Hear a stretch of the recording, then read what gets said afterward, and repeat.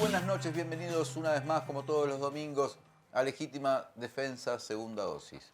Gracias a todos y todas los que nos están acompañando. Si nos estás mirando por el canal de YouTube, no te olvides de poner like, suscribirte al canal, hacer los comentarios que quieras. Y, por supuesto, si todavía no sos socio o socia de la comunidad de Caras y Caretas, hacelo. Que por un aporte módico nos estás ayudando a financiar estos proyectos de comunicación. Saludamos a todos los que nos miran por Facebook, que pueden compartir en su perfil, elegir entre la gama de reacciones que Facebook les permite, además de hacer los comentarios que desean. Saludamos a los que nos miran por Twitch y también a aquellos que nos acompañan por Cardinal TV a través de los cable operadores de CUTA, de la Cámara Uruguaya de Televisión para Abonados en todo el país. Como ven, me reintegro después de 2 semanas en los que estuve fuera del país, siendo sustituido por Soledad Platero, con Poppy, además 2 programas que fueron excelentes, que pude acompañarlos, mirarlos, por cierto, a la distancia, que sé que a la gente le gustaron mucho, y a mí además me pone muy contento. En la noche de hoy vamos a analizar, a propósito de lo que sucedió en el acto del 1 de mayo, los planteos que hizo la Central de Trabajadores, y hemos decidido entonces invitar a diversos dirigentes sindicales, entre ellos nos acompaña Fernando Gambera, que es el secretario de Comunicación del PIT-CNT, José Lo López, vicepresidente de la Central, y Abigail Puch, que fue incluso oradora en el acto central de los trabajadores, dirigente de FUESIS y también integrante de la dirección del PIT-CNT. Hay mucho para analizar, además hay un cambio importante en la coyuntura política del país, a partir de lo sucedido con la ahora exministra, digamos, Irene Moreira, exministra de Vivienda, y la conferencia que diera el senador Manini Ríos, líder de Cabildo Abierto, en términos muy duros con relación a la decisión que el presidente había tomado de solicitarle la renuncia y las decisiones que se esperan incluso para las próximas horas que van a afectar el futuro de la coalición. Todo esto lo queremos analizar también con los dirigentes y dirigentes del movimiento obrero de nuestro país. Así que vamos a la introducción y ya conversamos con nuestros invitados e invitadas de la noche de hoy.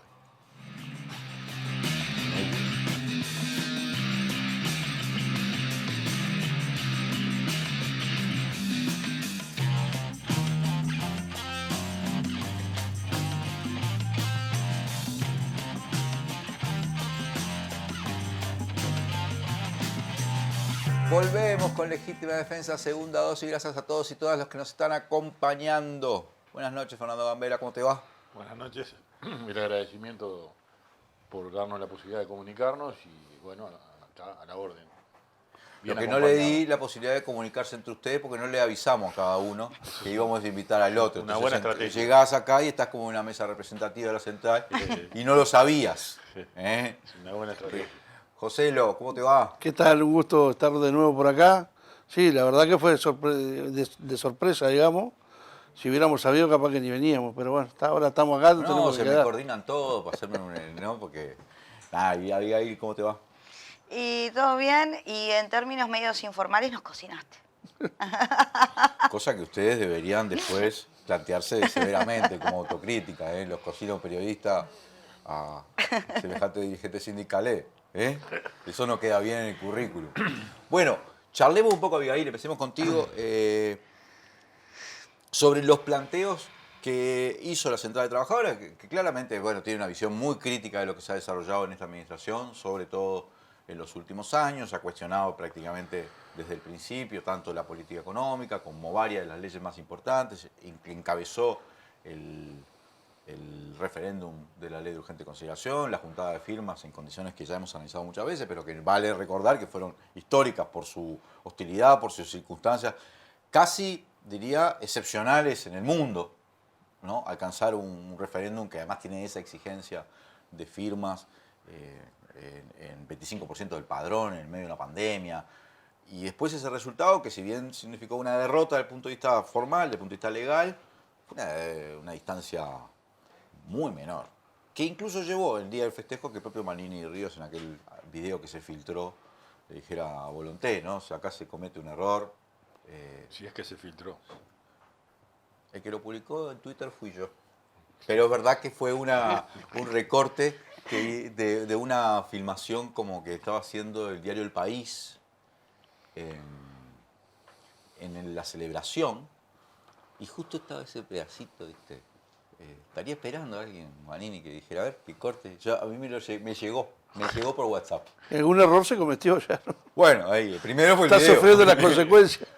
Bueno, pero así poniendo así como ese repaso somero, Sí. la central cuestionó la ley de urgente consideración, las medidas que ahí estaban incluidas, cuestionó la política económica, ha sido crítico con el desempeño de algunas variables que son fundamentales para trabajar y para toda la sociedad, como el empleo, la reducción del salario real, y ahora en última instancia también la discusión sobre la reforma de la seguridad social.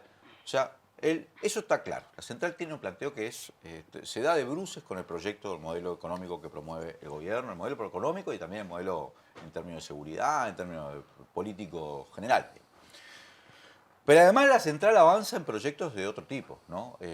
Por lo menos en su planteo incluye ya cosas que están como demandas hacia adelante, ya no digamos de reparar los daños, sino, por ejemplo, entrar a discutir la jornada laboral, su extensión, cosas que son como de avanzada y que se están discutiendo en algunos países. En Chile venimos de una reducción de la jornada laboral, en Europa está en discusión, pero bueno, nuevamente es una discusión de avanzada en términos de América Latina, algo que Uruguay tiene su costumbre a lo largo de la historia de impulsar. Me gustaría entonces que a partir de lo que sucedió el 1 de mayo hagamos énfasis en las 2, 3, 4 puntos que la central quiere promover y de donde está parado en este momento.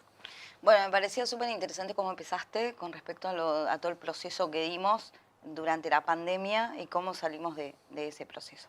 Considerando incluso que este es como un año muy particular porque es el tercer año de gobierno, todos sabemos lo que implica en cualquier gobierno el tercer año, que determina muchísimo lo que va a ocurrir en los próximos 2 años de todos y de todas y cómo separar el movimiento sindical. Y nosotros ya desde el proceso que tuvimos con la recolección de firmas y con la campaña del voto por el sí, lo que nosotros también nos trazamos con las organizaciones sociales fue el hecho de generar una articulación fuerte que levantara toda la plataforma y todas las necesidades que tuviera la gente, obviamente en un gobierno que privilegió al capital en vez de privilegiar a los sectores más perjudicados. Y bueno, en todo ese sentido, desde que nosotros abordamos toda la discusión de lo que venía con respecto al proyecto de reforma jubilatoria, logramos acumular movilización con la gente, gente que obviamente no conocía este proyecto, que no sabía qué cosas se conjugaban detrás de él.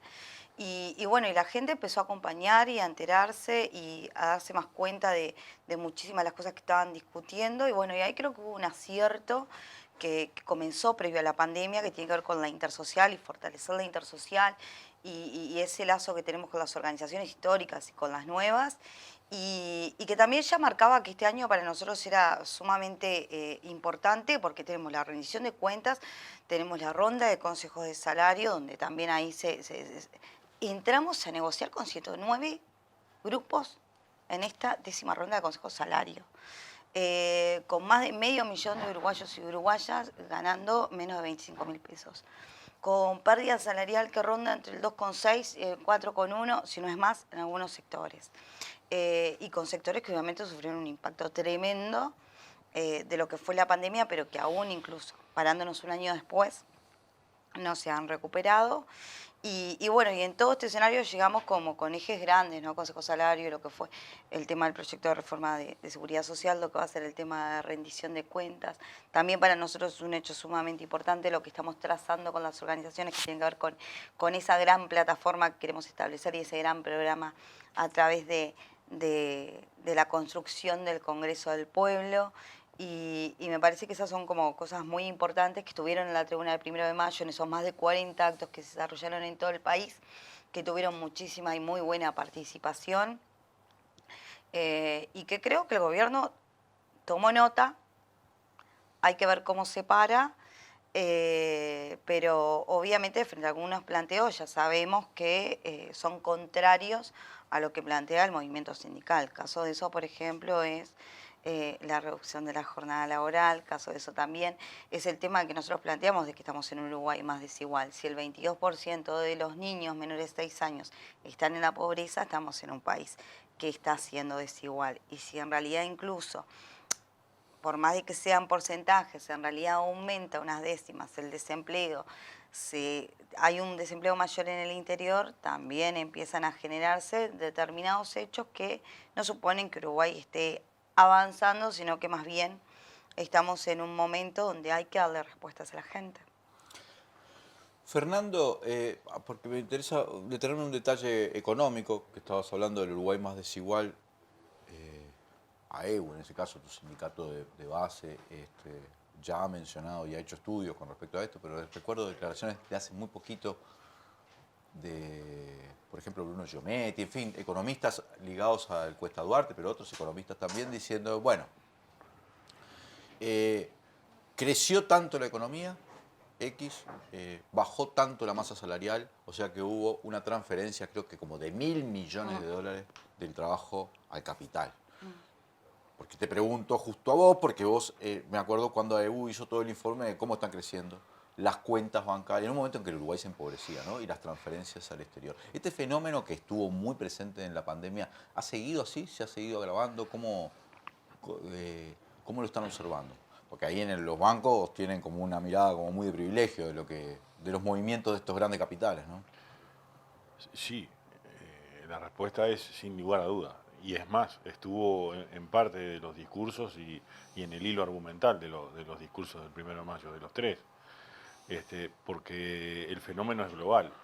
El fenómeno es el 1% de la población del mundo se lleva los 2/3 de toda la riqueza generada a nivel global, a nivel mundial.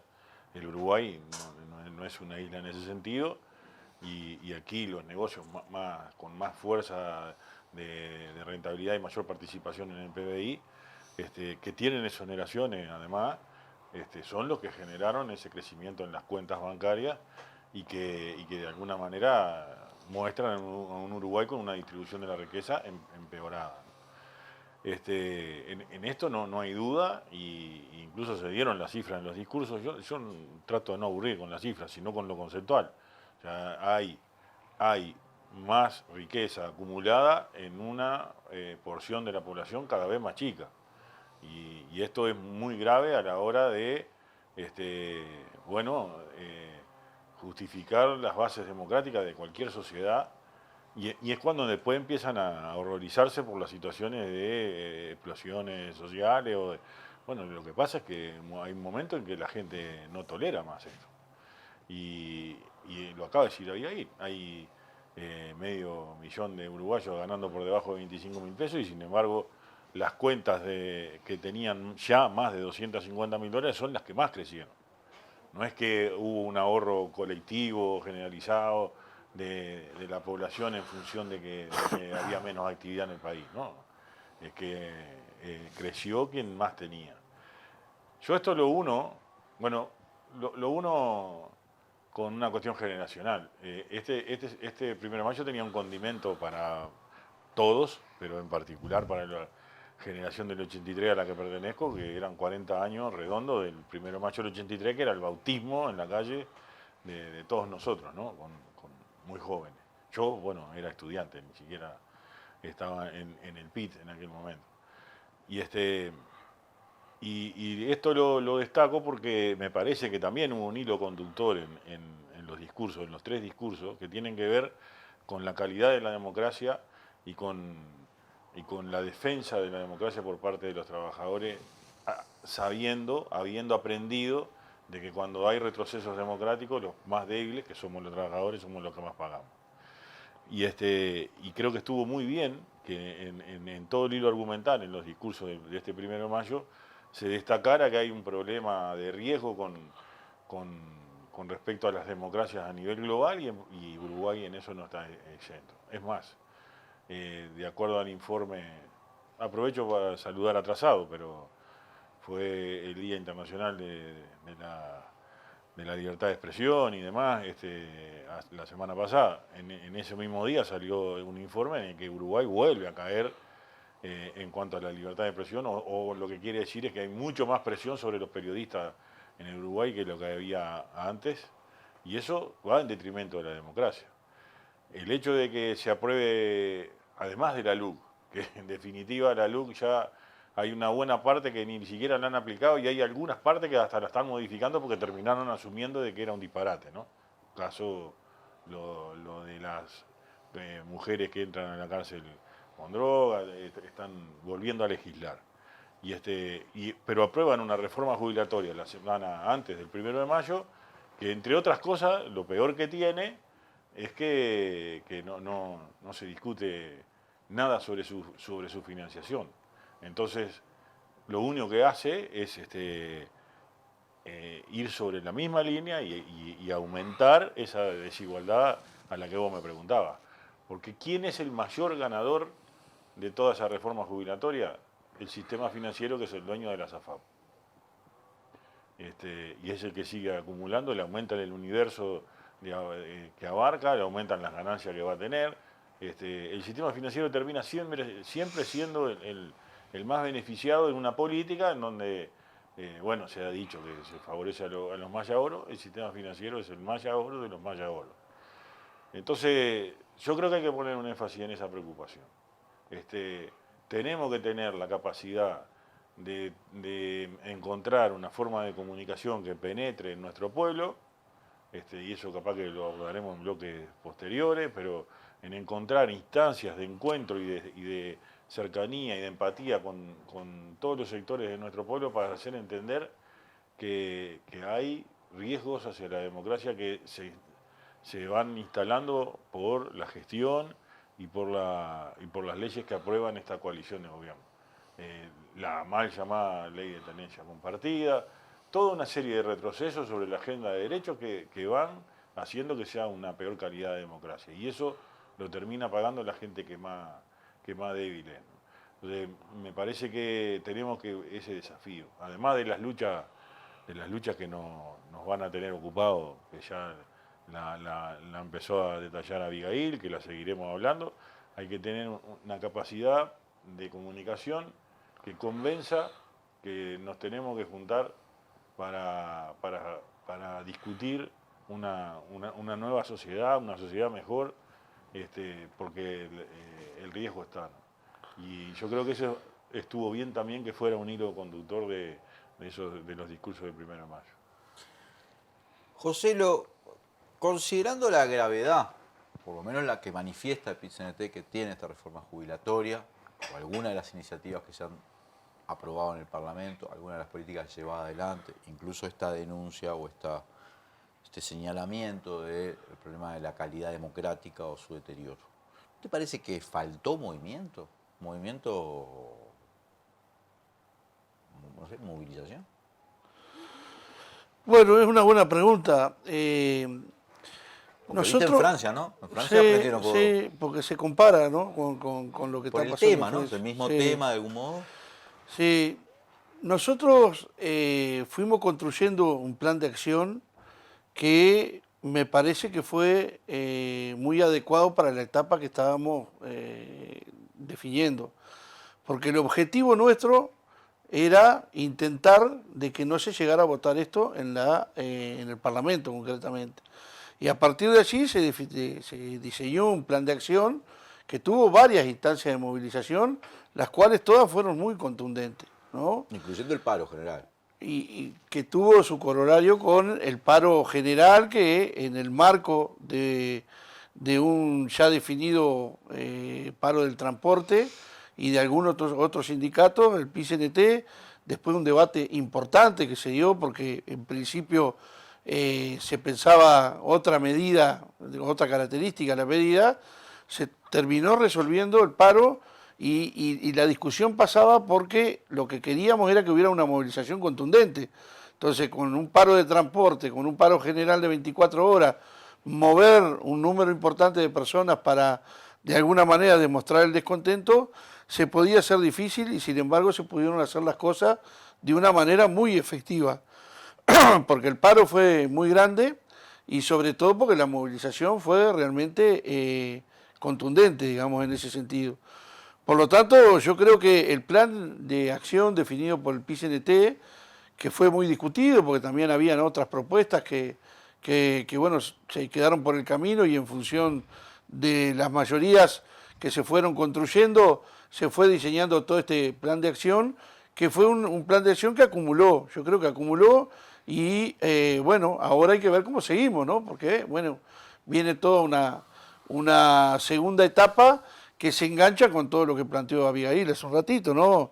En un año muy complejo que arrancó con todo el tema de la reforma de la seguridad social, o la reforma jubilatoria, mejor dicho, y que va a continuar con el, digamos, el rechazo que nosotros tenemos a esta reforma jubilatoria, pero también con la última rendición de cuentas que puede aumentar el gasto en este periodo, con los consejos de salario, la 10ª ronda de consejos de salario, con el aniversario de la huelga que este año cumple 50 años de la huelga general, y con el planteo y la definición del movimiento sindical de ir hacia un Congreso del Pueblo para tomar algunas definiciones programáticas que ayuden, digamos, a sacar al país de este estanque en el cual estamos, que cada vez está más complicado, ¿no? Déjame preguntarte una cosa más con respecto a la reforma jubilatoria. ¿El PIT-CNT está evaluando la posibilidad de someter esto a algún tipo de consulta popular? Porque hay ahí, incluso también dentro del Frente Amplio, gente que está merodeando en esa idea, o se ha trascendido que podría haber incluso negociaciones o búsquedas de acuerdos con los movimientos sociales. Claramente eso es el PIT-CNT como organización central, hay otras, no sé si eso es así, pero Sí, rumores. El PIT-CNT hasta ahora tiene solo una definición respecto a eso. Nosotros no habíamos descartado ninguna medida, ni la posibilidad de algún ejercicio de democracia directa, ni ninguna otra. Y lo que definió el PIT-CNT fue, la mesa representativa, hacer consultas del orden catedrático, digamos, jurídico, con constitucionalista, para ver cuáles son los mecanismos de democracia directa que se podrían utilizar para enfrentar los efectos de esta reforma que se acaba de votar. Esos informes recién están llegando, lo estamos analizando, pero todavía no hay un análisis concreto, ni mucho menos una definición de si se va a ir por ese camino o no. Hay posiciones divididas, creo que en el Frente Amplio pasa lo mismo también, y hay también algunos sindicatos que ya han anunciado su posición. Pero bueno, nosotros creo que orgánicamente lo que tenemos que referirnos es a la definición que tiene el movimiento sindical, y lo que creo que hemos sido prolijos en eso también, lo que dijimos es vamos a tener todos los elementos arriba de la mesa para después, con todos los elementos, definir cuál es la posición política del PIT-CNT. Hoy por hoy, domingo, digamos, de noche, esa definición no está, y también sabemos que no se puede dilatar mucho la toma de una decisión. No puede ser como fue con la LUC. Claro, porque no si se bien puede se dilatar juntaron mucho. las firmas en lo de la LUC, estar 6 meses negociando Claro. entre 68 organizaciones No puede parece ser como nada la como, estrategia. digamos, como el arranque de la luz, ni atrasarnos demasiado en la discusión, ni tampoco que el efecto arrastre te lleve A tomar en la decisiones. ola, digamos, para tomar decisiones que capaz que no estamos del todo convencidos. Entonces, me parece que hay que dar un debate que se va a dar, tomamos una definición, había una mesa representativa esta semana, decidimos postergarla por 15 días para justamente allí, con todos los elementos arriba de la mesa, ir construyendo una posición que se pueda presentar en la mesa representativa y empezar a tomar una definición. ¿Puedo agregar algo? Sí, claro, y ahí. Y aparte me parece como súper importante establecer, porque siempre se compara a veces a Uruguay o a las organizaciones que componen Uruguay o al sistema político en otros países. A mí me parece que hay un diferencial acá y que hay que cuidarlo muchísimo, que también tiene que ver a veces con que la gente no ve a veces que la democracia puede estar en juego, que las libertades pueden estar en juego. Y en realidad a veces cuando uno se pone a analizar estos procesos que podrían ser democracia directa o establecer determinadas situaciones como para revertir un proyecto de ley como este, a mí me parece que es súper importante porque hay todo un sistema, una parte del sistema político que lo que hace con la gente es establecer que ellos conducen, que ellos dirigen y que a veces queda una situación de desentenderse de lo que está sucediendo en el proceso parlamentario, las decisiones que se están tomando, cómo afectan a la vida cotidiana de todos y de todas. Entonces eso es peligroso. Y nosotros en realidad siempre abonamos por una situación de que la gente se involucre. Por eso tal vez es como la insistencia de analizar cuál es el mejor camino y de inclusive seguir trabajando los aspectos de movilización y de concientización de las personas. Porque ahí también se te va una parte importante del fortalecimiento de la democracia, que es lograr que la gente no se desentienda. Si no, después te pasa lo que pasa en otros países, que todo es lo mismo, todo a lo mismo y eso es un error. A mí me parece muy atinado en hacer esa distinción en las comparaciones, ¿no? Claramente el tema, la reforma jubilatoria, incluso la extensión de la edad laboral, ¿no? Que estaba planteado en Francia, casi que con los números, el mismo número, ¿no? 62 a 64 allá, 60 a 65 acá, aunque claramente es distinto la cantidad de años exigidos de trabajo, que es muy superior en Francia, casi más de 40 años, ¿no? Pero me parece muy atinado eso de decir, bueno, pará, mirá que no, es un sistema político distinto, es una sociedad Pero, que...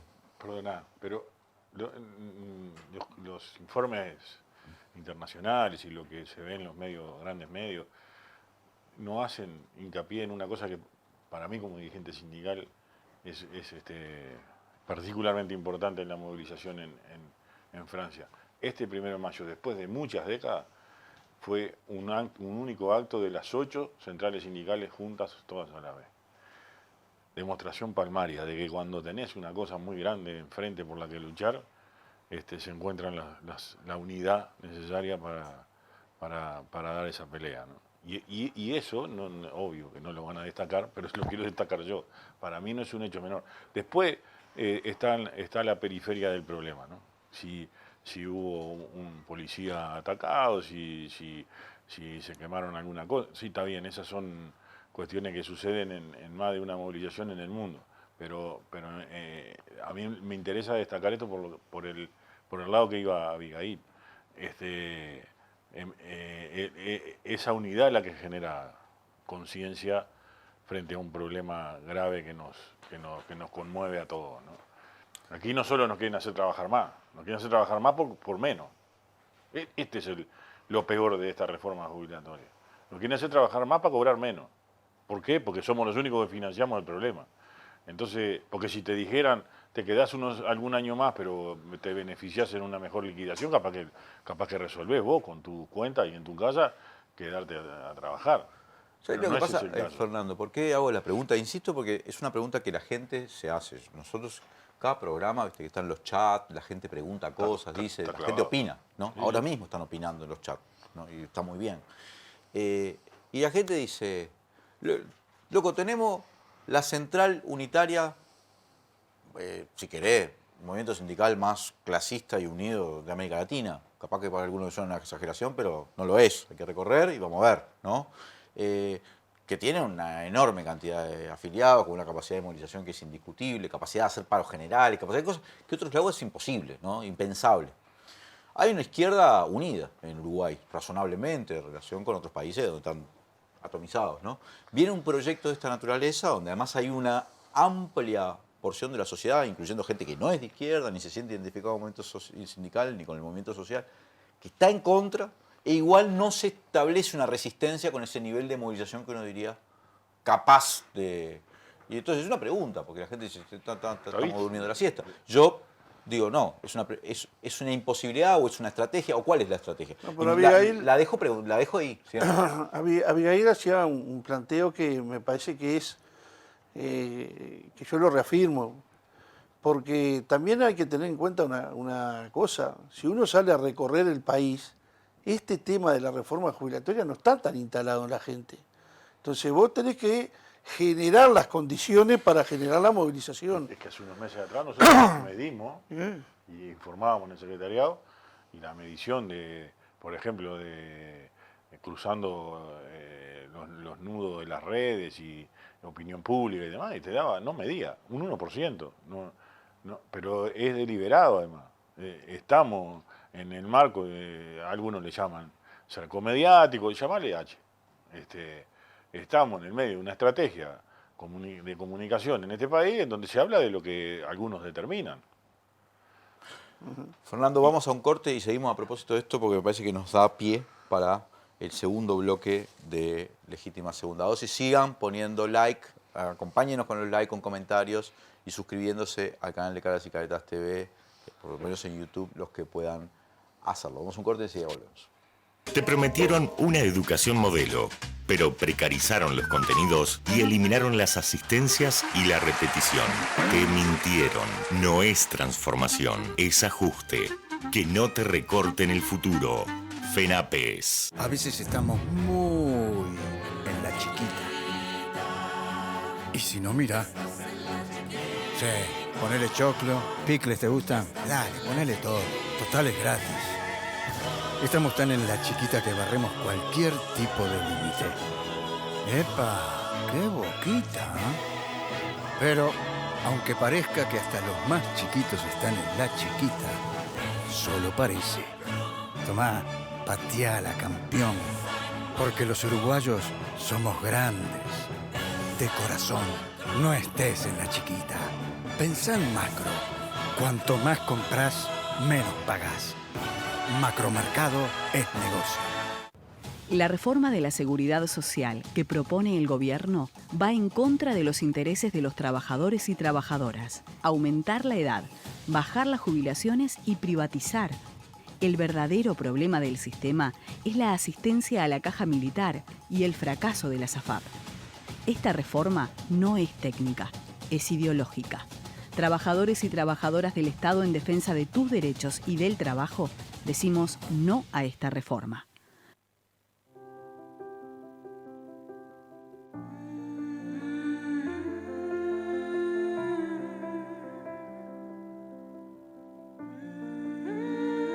Vos agradecés contar con el mejor equipo médico.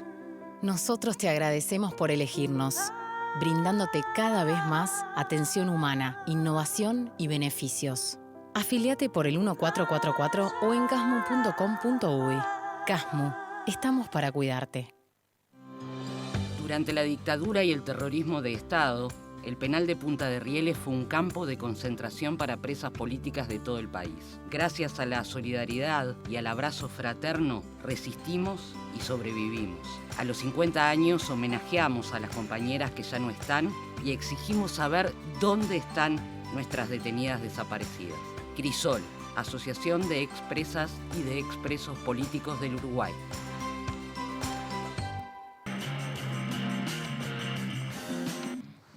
Volvemos con Legítima Defensa Segunda Dosis. Gracias a todos y todas los que nos están acompañando. Quiero decir, a propósito de cómo cerraba Fernando el anterior bloque, ¿no?, que si tenés mediciones que te dicen que en el Uruguay el tema no está lo suficientemente instalado, o por lo menos había hasta hace poco, ¿no?, marcaba muy poquito, tampoco eso conspira contra la posibilidad de movilizar, claramente. Pero también conspira contra la idea del gobierno de voy a venderte esta como la gran reforma, porque si la gente... ¿no? Eso me parece que denota como... es el problema del blindaje, ¿no? Si blindás demasiado, tampoco te suma, ¿no? Ni te suma, capaz que no te resta, pero no te suma. Y me parece a propósito de eso, decir, bueno, le hacemos desde ahí un análisis también de la coyuntura. Porque está claro que en los últimos meses el gobierno primero estuvo mucho tiempo acosado por el caso Astesiano, logró durante un tiempito pararlo, volvió el tema al tapete claramente en las últimas semanas, pero cuando logró pararlo quiso presentar como una especie de reinicio, ¿no? El 1 de marzo, el discurso del presidente ante las cámaras y la promoción de una serie de proyectos de ley, todos muy pesados, ¿no? Como esta reforma de la seguridad social, como la tenencia compartida, como varios que hemos analizado o que hemos mencionado. Hagamos entonces un análisis de la coyuntura. ¿En qué coyuntura está este gobierno que en estas horas aparentemente enfrenta el final de la coalición, tal como la conocíamos, ¿no?, luego de lo que sucede con la ministra Moreira? ¿Y cómo repercute eso en la situación política? ¿Y cómo repercute eso en los trabajadores? No sé, quizás es una pregunta muy compleja, pero va a tener repercusiones claramente, porque sin coalición es otro gobierno, ¿no? Bueno, no, a ver... el resultado de todo esto no sabemos dónde va a terminar, digamos, ¿no? Pero las informaciones que se vienen recibiendo de todo lo que está pasando y de lo que ha pasado, ¿no? Porque yo creo que esto que pasó con la ministra de Vivienda hay que engancharlo también con lo que pasó antes con Astesiano y lo de Marcet y bueno, y todas las cuestiones que de alguna manera han tenido al gobierno en jaque, pero que esto se transforma en un escándalo, ¿no? Todo lo que está pasando. Déjame hacer una pequeña Sí. corrección. Lo de Astesiano y lo de Marcet no está terminado. Está todo en vía judicial, en fin. Todavía puede tener... Por eso, puede tener más. Pero esto último que sucedió con respecto al tema de todo lo que tiene que ver con el Ministerio de Vivienda y el involucramiento de la ministra de Vivienda en conceder por una vía que no corresponde viviendas a militantes de su partido, creo que le genera un caos interno al gobierno que va a complejizar el relacionamiento no solo de la coalición de gobierno, sino que va a tener efectos para la conducción del país. Hoy eso no se puede visualizar del todo, pero hay que ver cómo termina resolviéndose eso. Ahora, respecto a cómo veníamos discutiendo la situación de lo que impacta esta reforma jubilatoria, me parece que ahí hay algunas cuestiones que debemos tener los máximos cuidados a la hora de tomar definiciones para no equivocarnos y no repetir experiencias que si bien después el resultado, lo que pasó con la luz me refiero, ¿no? El resultado fue de derrota, pero de alguna manera alentador en función de que en el medio de la coyuntura que había se pudo avanzar todo lo que se avanzó y estar a muy pocos votos de conseguir el objetivo. Creo que lo peor que nos puede pasar es cometer los mismos errores y dividir las aguas, porque también hay que ver ahí en los informes que están apareciendo cuáles son las cosas que se pueden establecer como ejercicio de la democracia directa. Porque no, este es digamos, una iniciativa del Poder Ejecutivo que tiene aspectos que no pueden ser plebiscitados y otros sí. Y ahí hay que ver cómo se termina tomando una definición, si es que se define ir por ese lado. Y la verdad que yo creo que todavía no están, digamos, todas las cartas sobre la mesa como para adelantar una opinión al respecto. En ese sentido, bueno, un poco pasa por lo que vos decías, ¿no? Referente a que cómo puede impactar esto en el gobierno. Las mediciones que había y que hizo referencia Mazo hace un ratito, tienen que ver con antes de que empezara toda la movilización que hizo el movimiento sindical. El movimiento sindical hizo un esfuerzo por instalar esto en la sociedad importante y creo que en gran parte lo logró. Ahora, lo que hay que ver es cómo termina esto, ¿no? Todavía me parece que hay que seguir discutiendo hacia la interna del movimiento sindical para ver cómo terminamos parándonos y qué arco de alianzas podemos tener con las demás organizaciones sociales para avanzar en este sentido. Abigail, a ver, déjame retomar el tema este de la coalición, ¿no? O su fin. Yo recibí, por ejemplo, mensajes de WhatsApp de senadores, ¿no? Que dicen, el fin de la coalición es el fin del gobierno. El fin del gobierno no formalmente, el gobierno obviamente va a seguir hasta el 1 de marzo de 2025, pero el fin de la coalición es el fin del gobierno. Bueno, no voy a decir quiénes me mandaron esto, pero hablo de políticos muy importantes, ¿no? ¿Ustedes cómo observan esto? La ruptura de la coalición, ¿es el fin del gobierno? ¿Cómo lo analizan?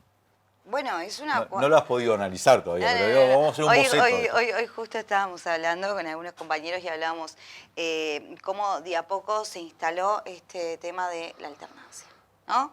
Es posible, ¿no? De un lado o del otro, la alternancia. Pero además, en realidad, porque esta coalición nace por una necesidad, ¿no? Porque no llegaban a conducir solos, entonces nace por una necesidad. Y esas necesidades necesitan determinados acuerdos.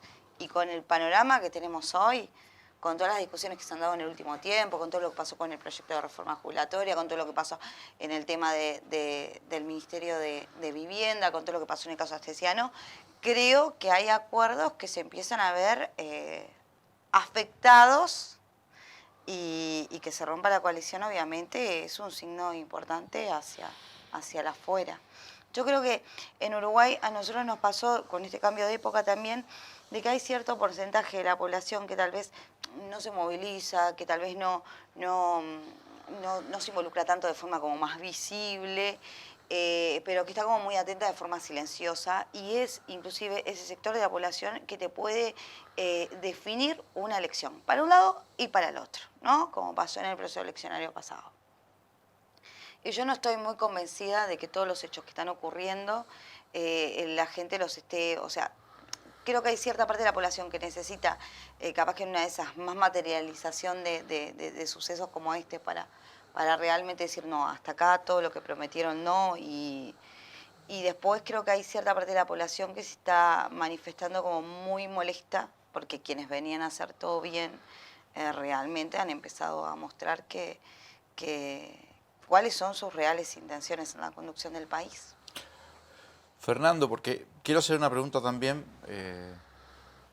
sobre qué es lo que discutimos como política en este momento y cómo se discute la política en Uruguay, pero me parece un tema interesante. Porque, por ejemplo, vi un tuit de la dirigente de Sutel, Flor Leimonier, donde dice, che, estamos discutiendo siempre cualquier cosa.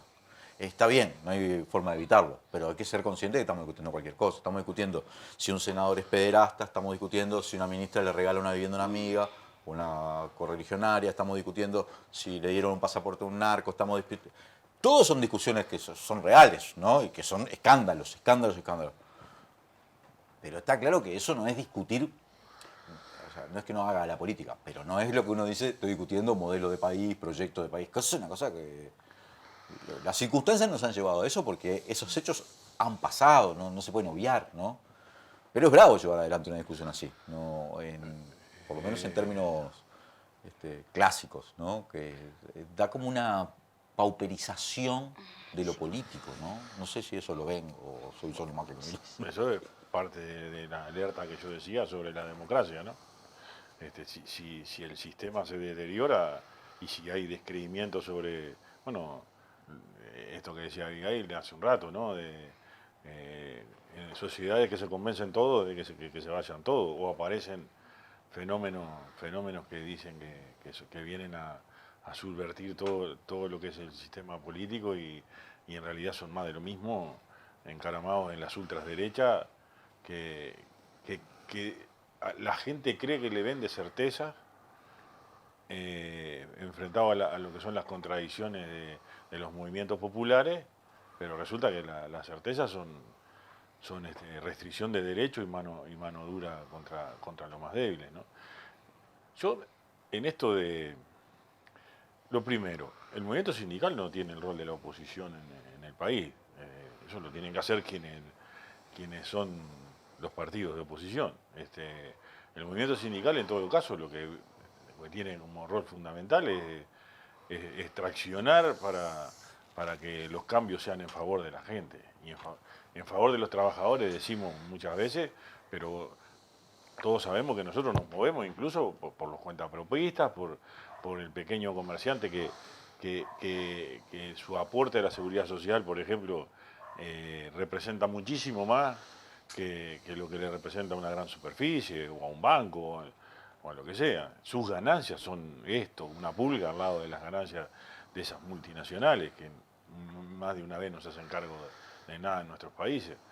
Entonces, el rol nuestro es ese, dar un debate en la sociedad y que la gente nos entienda el debate que queremos instalar y que a la misma vez eso nos genere una acumulación de fuerza que nos agregue espalda en la unidad que nosotros ya tenemos, pero que nos agregue espalda para dar debates de fondo, de cambio en la matriz productiva, en el régimen de derechos, por ejemplo, en cómo el Uruguay procesa todo el cambio tecnológico que también estuvo en los discursos del 1 de mayo. se va a acabar el trabajo, todos esos miedos que nos quieren meter, no los creemos, no es verdad. Pero sí que hay un efecto, y ese efecto tiene que ser procesado por la sociedad en su conjunto. Yo me quedé pensando con lo de la asignación de una vivienda por parte de la ministra, ¿no? ¿Sabe? Dice que son más de una, ¿no? Mira, ¿sabe? Lo voy a llevar a un plano diferente. Capaz que hasta viéndole una beta positiva a la cosa. Y eso fue capaz de generarlo la sociedad y el pueblo en general, ¿no? Después, ¿por qué hoy es diferente a lo que yo voy a decir anterior al 2005? Cada uno sacará sus conclusiones. Pero en lo que a mí me respecta, nos cansamos de denunciar el cupo de vivienda que tenían los directores del Banco Hipotecario y que entregaban por tarjeta política. Fue lo último que dejó de haber en el país por negocio y por joda política y por dedómetro político en el Uruguay. Porque te acordás de los bornes para el teléfono, te acordás de las jubilaciones por tarjeta política, te acordás de todo lo que era toda una joda de los políticos. Bueno, lo último que se fue del país por asignación porque ponías el club colorado, el club blanco, fue lo que repartían los directores blanco y colorado en el Banco Hipotecario, hasta que ni siquiera quedó eso porque se fundió el Banco Hipotecario. Ellos tenían un cupo, y es verdad, es así, tenían un cupo y todo. Es más, hicimos una denuncia en su momento de una asignación directa de un apartamento al gerente general del Banco Hipotecario de aquellas épocas. Siempre pasó de largo. Nunca nadie se escandalizó, ni hubo ningún planteo de renuncia, ni nada que se parezca. Los directores siguieron tranquilos. Por un lado, esta época parece un poco más positiva en ese sentido. Por lo menos parece que a alguien se le mueve el piso cuando pasa alguna cosa de esta. Capaz que en algo hemos ido mejorando. Por lo menos desnaturalizamos que fuera común y corriente que estos mismos partidos, que hoy son gobierno, que en algunos casos son los mismos dirigentes políticos, las mismas personas. Algunos tienen igual apellido y algunos son exactamente los mismos. Son los que siguen haciendo los mismos negociados. Eran los del mercado de vidrio en el Banco de Seguro del Estado para los automóviles, eran todos Banco Pan de Azúcar, todo lo que podemos recordar. Bueno, por lo menos parece que ahora la sociedad, a través de las redes, a través de los medios que sea, se conmueve frente a estas situaciones de dedómetro así. Bueno, yo creo que hay que seguir trabajando en ese sentido, que hay que seguir dando el debate político sobre los temas más sensibles para el movimiento sindical. Obviamente la recuperación salarial es el más sensible e inmediato, ¿no? No puede haber una ronda de consejo salario del tamaño que vamos a tener y una rendición de cuentas que no confirme lo que se ha dicho de que los trabajadores vamos a recuperar lo que se perdió. Pero vamos a verlo, porque en todo caso, para ir al punto de partida, que se debilite por lo menos la coalición de gobierno o que se rompa la coalición de gobierno, la oposición sacará su cuenta y dirá lo que tenga que decir. Para mí, para el movimiento sindical, lo que significa es que se debilitan también las patronales envalentonadas que hay por esta política de este gobierno, que son capaces de echar a 48 trabajadores en Río Gas, y que hay un ministro de Trabajo que es capaz de decir que hay viso de autoritarismo en las decisiones internas de un sindicato, como en el caso de la UNOT, y no dice que es un tremendo autoritarismo echar a 48 compañeros de un turno entero de Río Gas, que él cree que esa gente no quiere trabajar. Entonces, si se debilita la coalición, lo que aspiro y lo que vamos a dar la pelea es para que eso tenga un reflejo en debilitarse las patronales envalentonadas que tiene este país, que se han sentido ahora encaramadas en que tienen un respaldo político que no tenían, parece, o que no sentían ellos que tuvieran antes.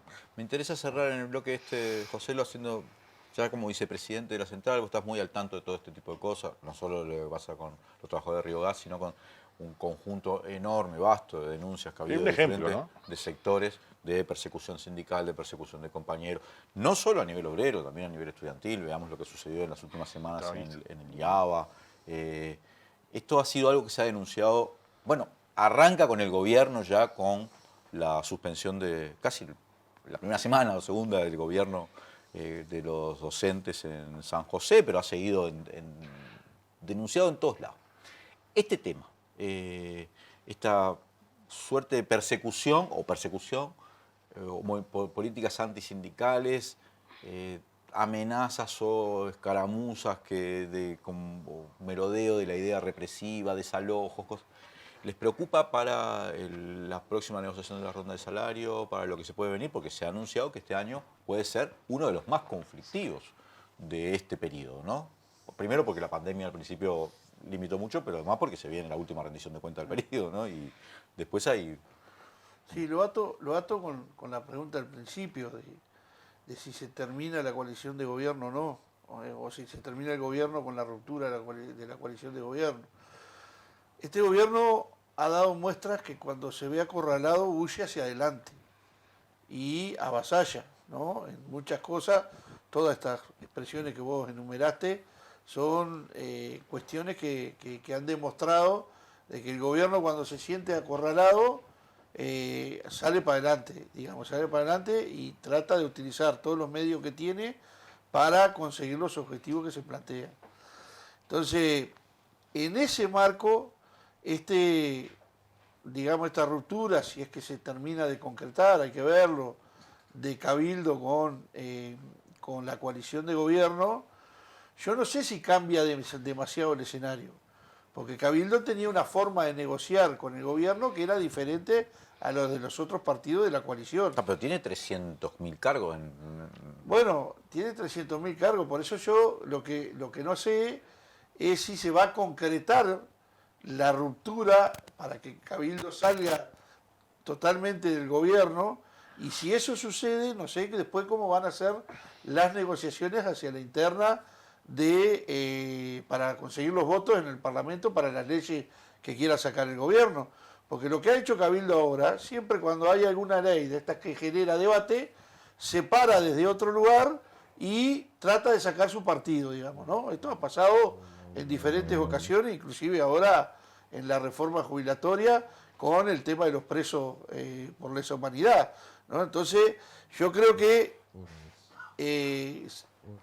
primero, me parece que desde el punto de vista de lo que puede llegar a suceder, no sé si está del todo concretado, se puede concretar de que realmente haya una ruptura o le va a dar más fortaleza esto a Cabildo para negociar adentro del propio gobierno.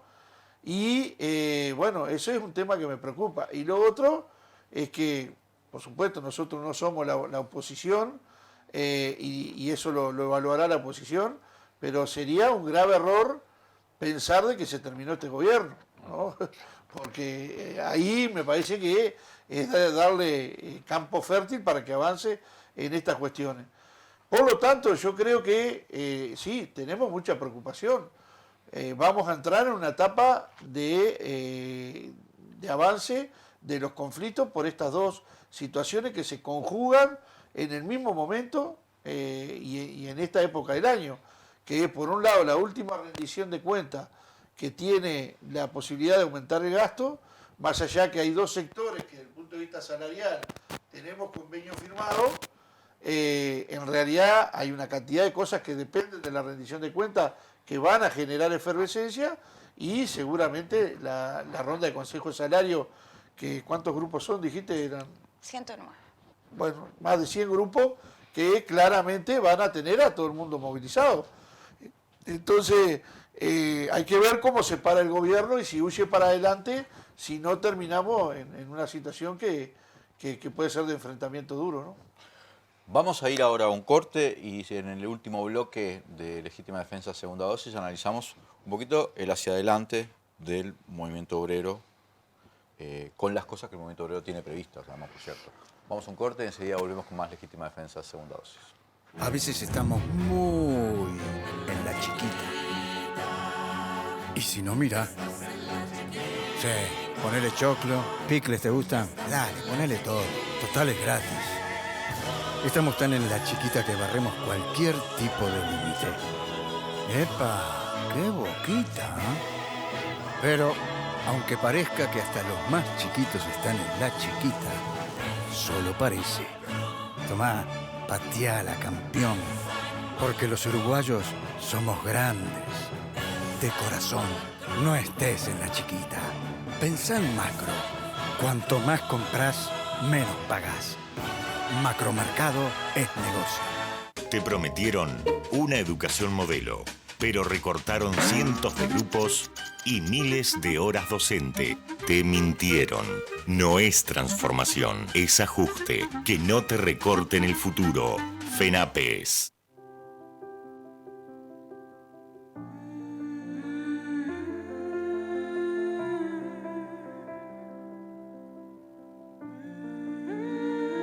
Vos agradecés contar con el mejor equipo médico.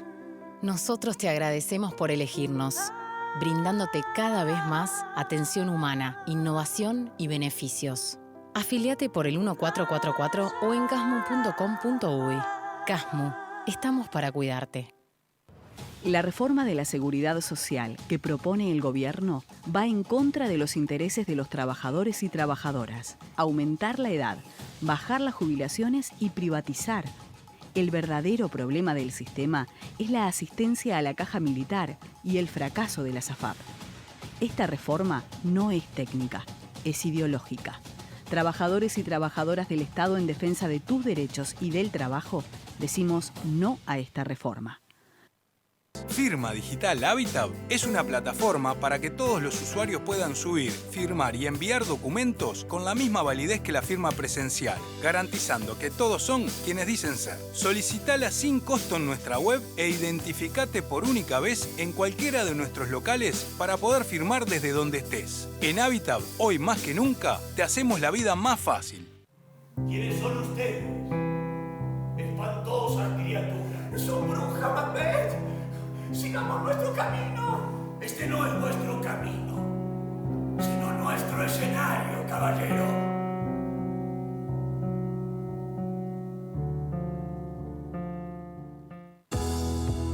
Porque vos conocés tu barrio mejor que nadie y sabés qué cambios le harían bien, participá con propuestas inclusivas, sustentables y comunitarias del 10 de abril al 22 de mayo. Presupuesto participativo. Ideas que transforman tu barrio.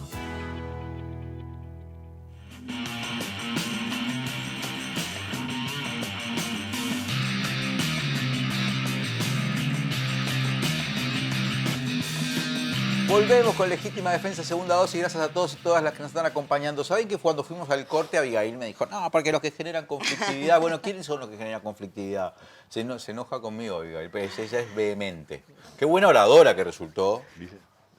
No sé si la vieron, pero fue una de las oradoras principales el 1 de mayo. La gente emocionada. Me hablo en serio, no es para... Lo que pasa es que es imposible no emocionarse en esa plaza. Y aparte, Ha con el habido, en la peso historia, del no acto quiero del decir nada, 83, algún de los 50 orador años de la huelga y todo eso, es como imponente, es imponente. Te quedan muchas cosas para decir. Pero bueno, estamos acá. Pero tenés que decirme, primero, eso, respondeme. Bueno, ¿quién genera la conflictividad? Porque Sí. eso es importante. Y también después, haceme algún apuntecito sobre esa creciente participación, creo yo, muy saludable, por cierto, de las mujeres en los liderazgos más importantes del movimiento obrero. Porque no digo que el movimiento obrero uruguayo fuera estrictamente machista, pero estaba impregnado de lo mismo que toda la sociedad. Pero cada vez hay más dirigentes y además oradoras principales y cosas así liderando, y eso me parece que es una cosa que va marcando algo que se ve más en el movimiento social que en el sistema político todavía, ¿no? Me parece que eso es un dato ahí. No sé cómo lo ven ustedes. Sí, dos apuntes entonces con respecto a ese tema y en una engancho. Para nosotros y para nosotras es un dato de la realidad que a partir del año 2020 hubo un cambio de signo político y de época. Y eso determinó que hubiese en derechos o en algunos avances que estaba dando la sociedad uruguaya que se retrocediera. Ahora, cuando se retrocede uno tiene que pensar en qué. Si los proyectos que se han aprobado en los últimos años en Uruguay generan más derechos o no generan más derechos. Pongamos un ejemplo, tenencia compartida, ¿no? Si las últimas leyes que se aprobaron en Uruguay, venidas de otra época, se siguen aplicando o se siguen cuidando tanto como ahora, ¿no? Pongo un ejemplo. Nosotros tenemos una ley de empleo para personas con discapacidad. ¿Quién controla en Uruguay que se está cumpliendo? ¿No? Por poner otro ejemplo. En Uruguay habíamos dado grandes saltos en la participación en el sistema parlamentario, en el proceso sindical o en otras órbitas de la participación de las mujeres. Bueno, hay datos de la realidad que en realidad establecen que empezamos a retroceder. Es así. O sea, y por más de que en 40 actos hayan tomado la palabra muchísimas compañeras y todo, hay un dato de la realidad que dice que si un país empieza a tener retrocesos en materia de derechos o de las políticas de igualdad, de género, de participación, eso se traduce en otros lugares. Y nuestras organizaciones son parte de la sociedad. Así que ahí hay que tener como mucho cuidado en eso. Eso por un lado que lo quería mencionar porque si no queda como... Y después, en realidad, con respecto al tema de quién genera la conflictividad en Uruguay, a mí me parece que es tremendo titular para arrancar, porque nosotros cada 2 o 3 años, cuando vamos al Consejo de Salario, crece la conflictividad. Todos son titulares, ¿no? Hay grandes titulares sobre eso. Es más, yo en el 1 de mayo lo iba a decir, hace por lo menos 6 años atrás, un titular de uno de los medios de comunicación de prensa escrito más conocido del país titulaba: trabajadores de Supergas pelean por traje de Fórmula 1, 3 bizcochos y un café. Ese es el titular, ¿no? Y después obviamente te hablaba de la conflictividad, ¿no?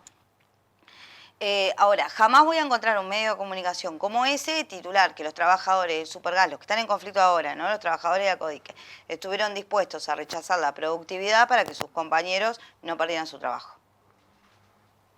No voy a encontrar eso. Entonces, yo a lo que voy es, ¿quién genera la conflictividad en Uruguay? Nosotros hemos sido profundamente respetuosos de la negociación colectiva, profundamente respetuosos de los convenios, de los acuerdos que celebramos y que firmamos, porque lo creemos un instrumento y una herramienta súper importante para los trabajadores y las trabajadoras, pero al otro día de que firmás, en realidad ya empieza a ocurrir de todo.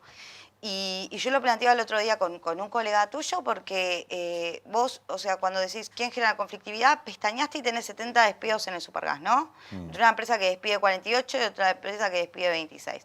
Pestañás y tenés 50 despidos en una cadena de supermercados. Pestañás y tenés 5 despidos en una multinacional vinculada a la ferretería y artículos para el hogar.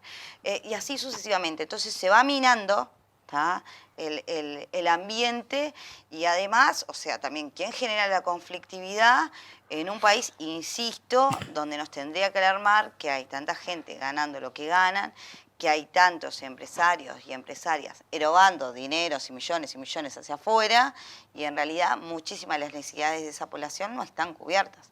Entonces a mí me parece que eso también es importante, porque si no queda como que el movimiento sindical, está esa frase de ponemos el palo en la rueda, ¿no? Pero cuando vos salís a reclamar que tu salario es menos de 25.000 pesos, que tenés que pagar un alquiler, que tenés que pagar tarifas públicas que crecieron, ¿tá?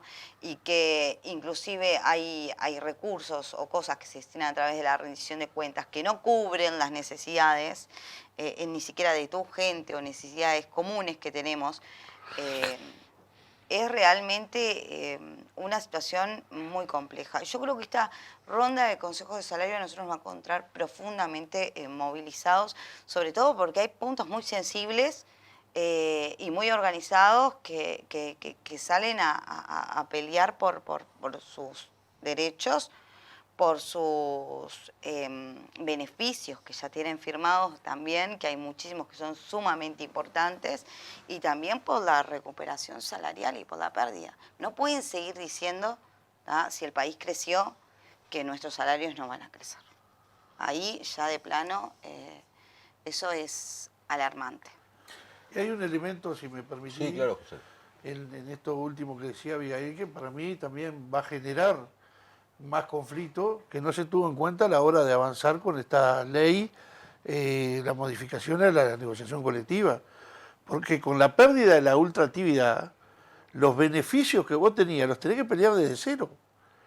O sea, todo lo que vos ya tenías arreglado, que sería la plataforma para estribar ahí y conseguir otras cosas, bueno, van a generar de que si se pierden esos beneficios, vos tenés que arrancar la negociación tratando de mantener las cosas que ya tenía. O sea, eso va a ser un punto de inflexión también si se concreta, digamos, eso. Fernando, vos que tenés la responsabilidad de la comunicación de la central, ¿no? Colectiva. Bueno, está bien, pero te tocó ese es estás investido de ese cargo, ¿no? Si tenés que comunicarle a la sociedad, bueno, ¿cuál es la expectativa que tiene la central con respecto al Congreso del Pueblo? Que está resuelto hacerlo, ¿no? Y que está resuelto hacerlo este año, por otra parte. Vamos a ver, ¿cuál es la expectativa entonces que tiene la central con respecto a este Congreso del Pueblo? ¿Es una instancia más? Porque el Congreso del Pueblo, con ese título, han tenido una importancia muy grande en la historia del movimiento social, obrero y político uruguayo, por hacer mención, por ejemplo, al del año 65, ¿no? O sea, estamos hablando prácticamente un hito en la historia política del Uruguay. Y entonces cuando uno pone ese título puede ser... ¿de qué estamos hablando? Lo primero que hay que centrar es que no se pueden trasladar mecánicamente experiencias y épocas, sino que cada uno tiene que vivir el momento histórico que le toca, ¿no? Todo aprendizaje siempre viene bien, y la transmisión de eso es responsabilidad de quienes fueron factores importantes en ese momento, y creo que es bueno que eso se vaya dando, y para eso está la escuela sindical y demás. Lo que digo es, el Congreso del Pueblo al que vos haces mención, y el que da el nombre a estas instancias de encuentro social, era en el marco de un autoritarismo creciente, de un país que se desbarrancaba de un estado de bienestar hacia una situación, bueno, todo lo que el pachecato, como le han llamado las generaciones de esa época, significa, y sobre todo tenía un objetivo muy fuerte, que era la unificación de las luchas, y de alguna manera es ahí el punto de partida de la unificación del movimiento sindical, y probablemente sea eso la semilla de la unificación de la izquierda en el Uruguay, ¿no? Ni más ni menos. Eso dicen los historiadores. Dicen, por eso, ni más ni menos. Semejante cosa.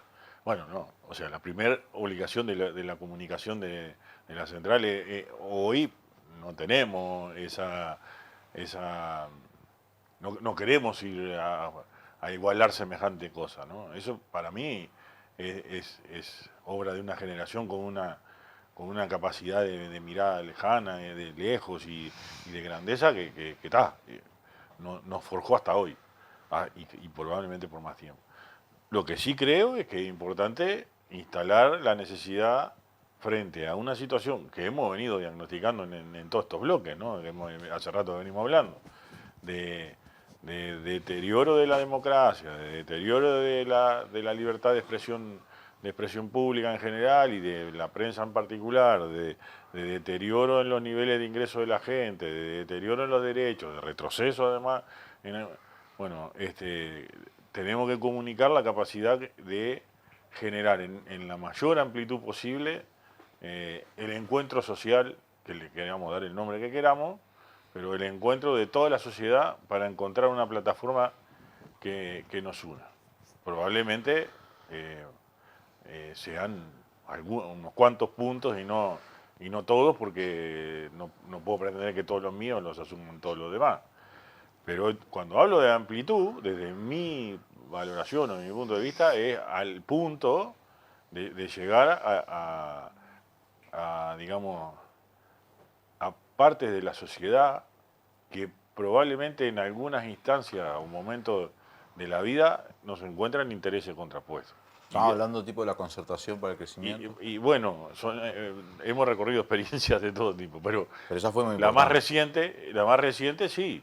De alguna manera, bueno, teníamos un problema en común, teníamos una idea en hacer una propuesta de desarrollo que los partidos tuvieran que opinar sobre eso, y yo creo que ese es el desafío fundamental que tenemos. ¿Hasta dónde somos capaces de ubicarnos generando esa amplitud que significa, por un momento histórico, decir, bueno, más allá del conflicto de intereses que a veces nos puede ubicar a alguno de nosotros, ya sea porque algunos están en niveles de producción, porque son cooperativas o porque son, como vos quieras verlo, puede haber esto con respecto a la representación sindical o o lo que son las reivindicaciones del cooperativismo. Bueno, en un momento histórico hay que tener esa capacidad de decir, bueno, nos vamos a juntar todos tras esta plataforma de 10 puntos que claramente creo que van a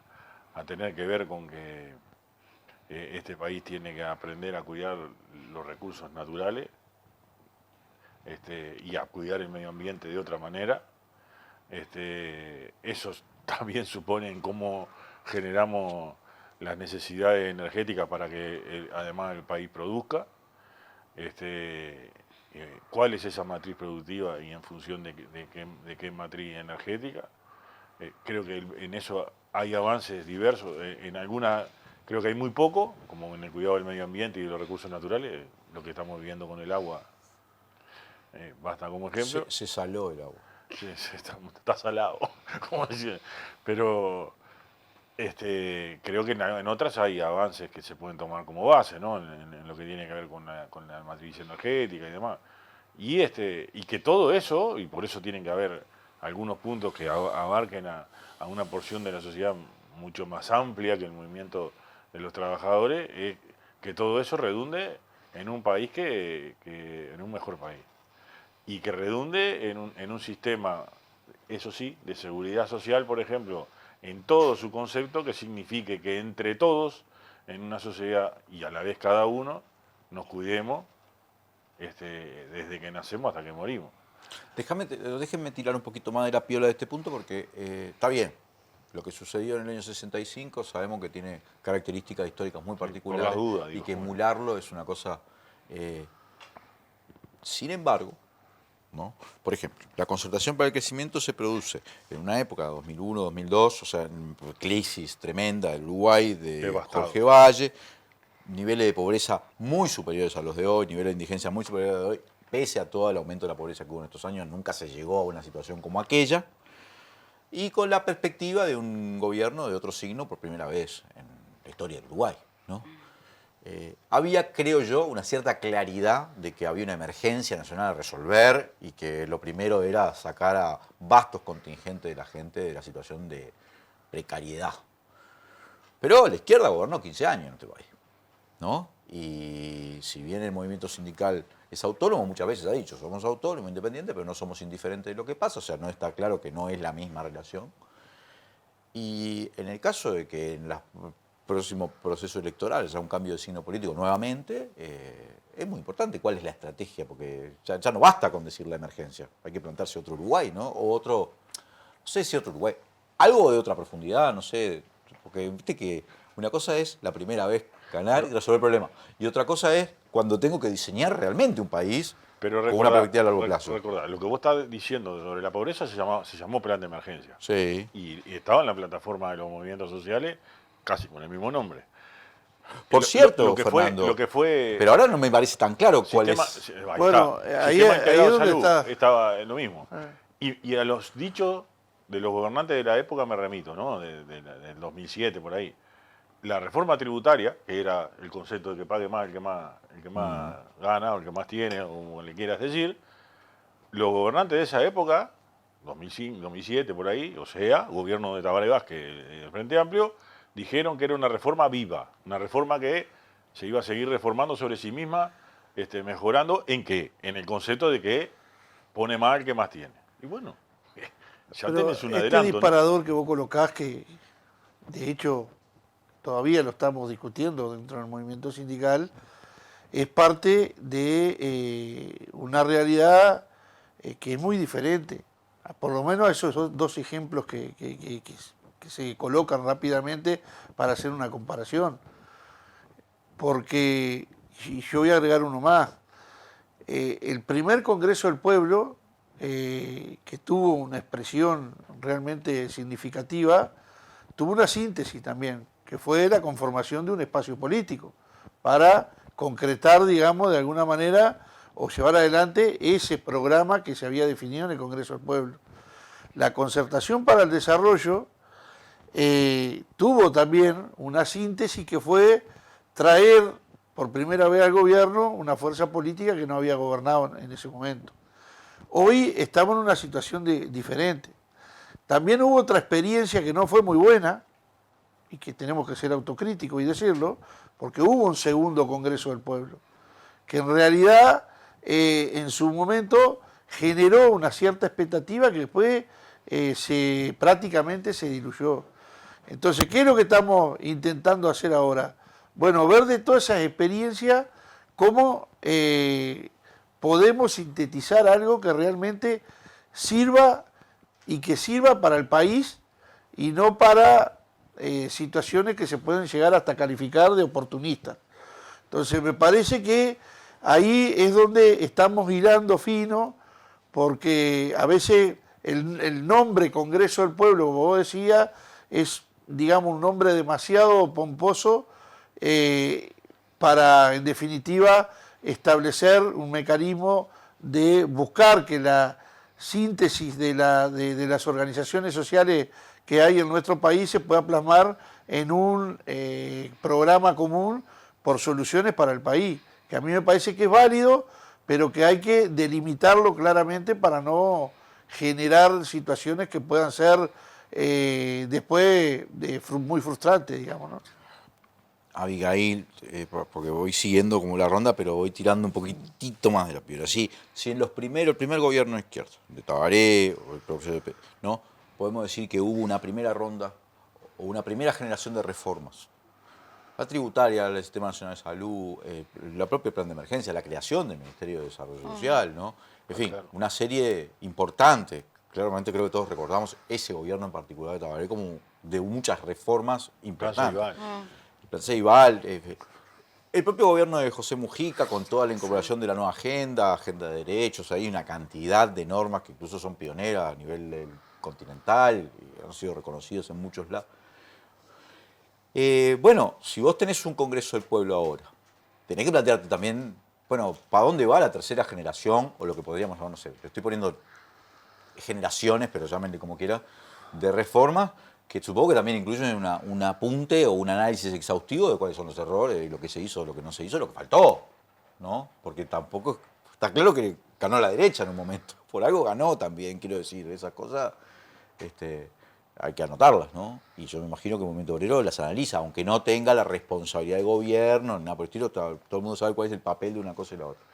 Por eso me pregunto cuál es la expectativa o dónde es que se está analizando en la central hacer foco en esa construcción programática o en esa construcción de línea hacia adelante, ¿no? Línea estratégica. Me hace acordar mucho a lo que decían algunos viejos dirigentes de Frente Amplio de, bueno, llegamos, hicimos esto y nos quedamos sin estrategia, ¿no? Eso se ha analizado en muchos lados. No digo que ustedes compartan esa visión, pero nada, lo tiro. Y lo que pasa es que todos y todas somos hijos de una época, hijas de una época. Y yo entiendo de que en realidad hubieron procesos en Uruguay que obviamente determinaron que hubiesen encuentros como el Congreso del Pueblo el primero, después el tema de la concertación para el desarrollo. Es una mención, claro que si no a veces a la gente parece que le pasa por al lado, también lo que ocurrió cuando se hizo ese segundo encuentro, ese segundo Congreso del Pueblo. A mí me parece que los desafíos están en varias de las cosas que planteaba Fernando con respecto al tema de recursos naturales, el mundo, hacia dónde va, ¿no? Con las decisiones geopolíticas que se toman, cómo queda Uruguay inserto en el mundo en ese sentido también, qué va a pasar con todo este tema también de lo que tiene que ver con derechos, reforma de seguridad social y todo. Y a mí me parece que en realidad generar un gran abanico de propuestas, igual que se materialicen en un par de ejes, para luego para levantar en conjunto, que nos dejen una posición horizontal, creo que nos ayuda muchísimo el trabajo del futuro, todo lo que va a pasar con el impacto tecnológico en un mundo que va cambiando vertiginosamente. Todos los desafíos están para adelante y obviamente yo creo que va a ser un encuentro de otras características con otras organizaciones, incluso que tal vez no eran hijas de esa época, pero ahora sí, y que también tienen muchas ganas de discutir el mundo de la hora y cómo nos paramos nosotros ahí. Ya nos estamos quedando sin tiempo, pero quiero preguntarte detalles, si ya hay detalles, Fernando. Sabemos ya fechas tentativas, sabemos, ¿va a ser este año? ¿Está confirmado? ¿Hasta qué punto está confirmado? Me parece que es importante saberlo. Sí. ¿Cuál es el estadio de preparación que está? ¿Está todavía muy en pañales? ¿O ya se está recorriendo el país? ¿Ya se está armando documentos para la discusión? No sé, quiero saber cómo está bien esa cosa, cómo viene esa organización, digamos. Todo indica que va a ser este año, no sé a qué altura del año, pero hay una comisión trabajando. A mí me parece, porque lo nombró al pasar Joselo, pero el 50 aniversario de la huelga en junio es un elemento preparador, porque está bien, es un aniversario que lo vive la clase trabajadora muy directamente por el recuerdo de lo que significó al arranque de la dictadura eso, pero le vamos a dar un marco de amplitud porque todo el pueblo vivió eso y todo el pueblo padeció la dictadura, entonces le vamos a dar la amplitud mayor que se le pueda dar. Y si no me equivoco, vos podés corregirme, estaba resuelto ya en el primer Congreso del Pueblo del 65 que en caso de golpe de Estado se iba a la huelga general, ¿no? Sí. Eso es como una especie de resolución. Sí, obviamente eso es una de las cosas que capaz que podemos generar actividades que transmitan eso por protagonistas que todavía queden, pero obviamente la huelga no se decretó de un día para el otro, la huelga se preparó durante años en base al contexto político que estaban viviendo y que se agravaba día a día, ¿no?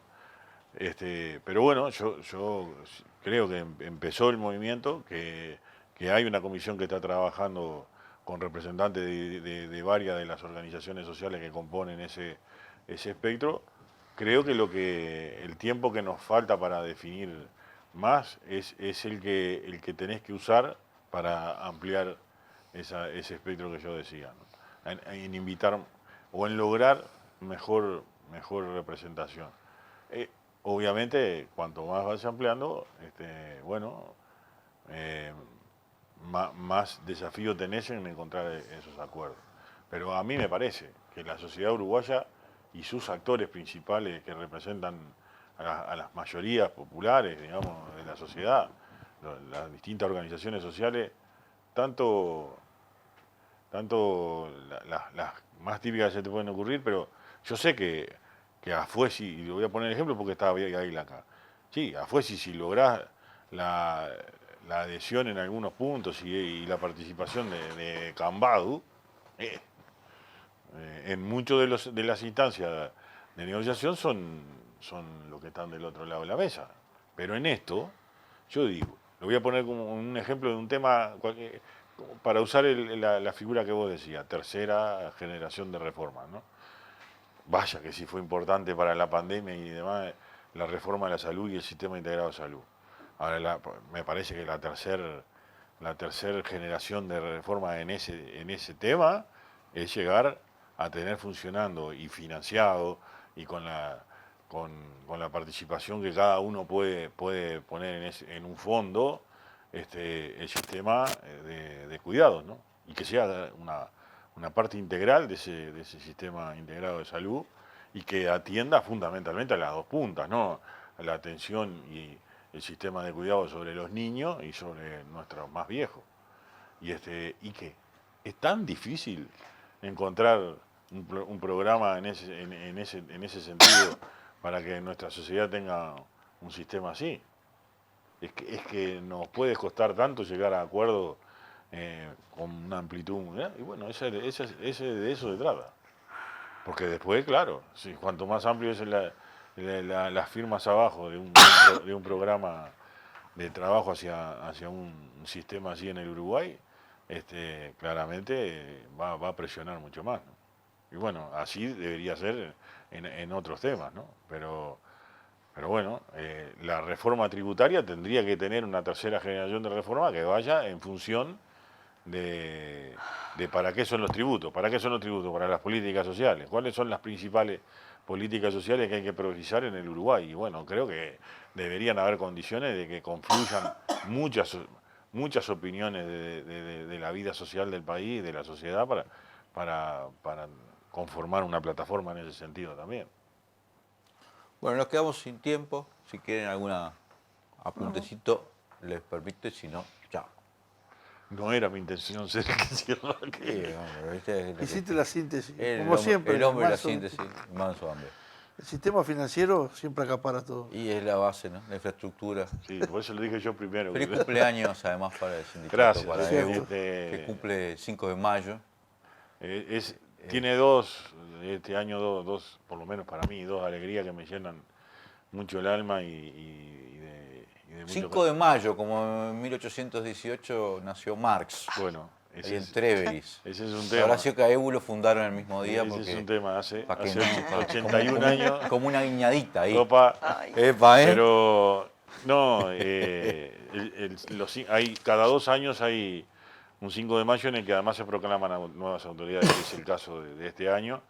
Y para mí lo que más fuerte es que esta nueva dirección, toda, ¿no? Si tomás la foto de los 33 consejeros que conforman los 3 consejos, sector público y privado, porque AEBU tiene eso, ¿no? En un sindicato único hay 2 sectores, y algunos suplentes, tomás un universo de una dirección de 40 compañeros nuevos, quedamos 4 o 5 viejos que prontamente saldremos. Los demás son todos por debajo de 40 años y eso me llena el alma. Ya era hora. Sí, sí. Ya era hora. Eso es lo que... Lo que no varía que son 33, ¿no? Dejamos eso para la conjetura. Eso viene de lejos. Viene, no sé. No sabemos de dónde viene. Gracias, Fernando. Gracias, José. Gracias, Abigail. Y gracias a todos y todas los que nos acompañan. Sigan poniendo like, sigan haciéndose socios los que puedan y suscribiéndose al canal. Vamos a un corte y enseguida volvemos acá vamos a disfrutar un café con Víctor Hugo Poppi Avelando en Legítima Defensa, segunda dosis. Firma Digital Habitat es una plataforma para que todos los usuarios puedan subir, firmar y enviar documentos con la misma validez que la firma presencial, garantizando que todos son quienes dicen ser. Solicitala sin costo en nuestra web e identificate por única vez en cualquiera de nuestros locales para poder firmar desde donde estés. En Habitat, hoy más que nunca, te hacemos la vida más fácil. Porque vos conocés tu barrio mejor que nadie y sabés qué cambios le harían bien, participá con propuestas inclusivas, sustentables y comunitarias del 10 de abril al 22 de mayo. Presupuesto participativo. Ideas que transforman tu barrio. ¿Quiénes son ustedes? Espantosas criaturas. Son brujas, Macbeth. Sigamos nuestro camino. Este no es nuestro camino, sino nuestro escenario, caballero.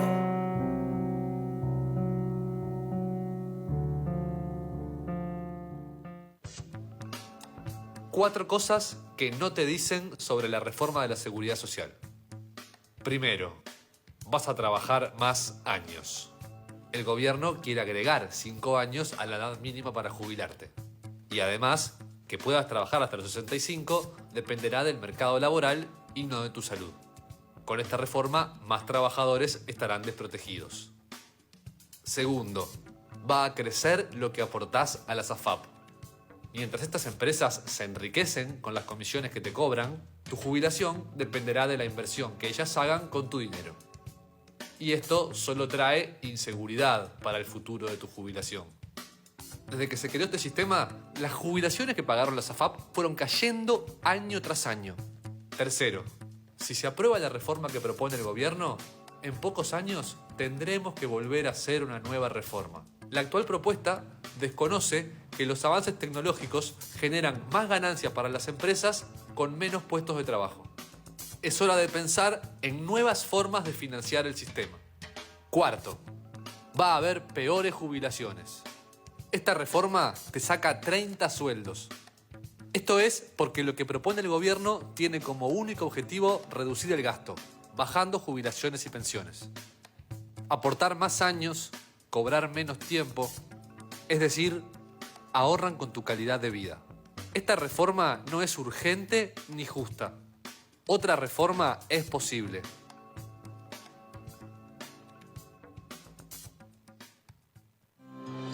Durante la dictadura y el terrorismo de Estado, el penal de Punta de Rieles fue un campo de concentración para presas políticas de todo el país. Gracias a la solidaridad y al abrazo fraterno, resistimos y sobrevivimos. A los 50 años homenajeamos a las compañeras que ya no están y exigimos saber dónde están nuestras detenidas desaparecidas. Crisol, Asociación de Expresas y de Expresos Políticos del Uruguay.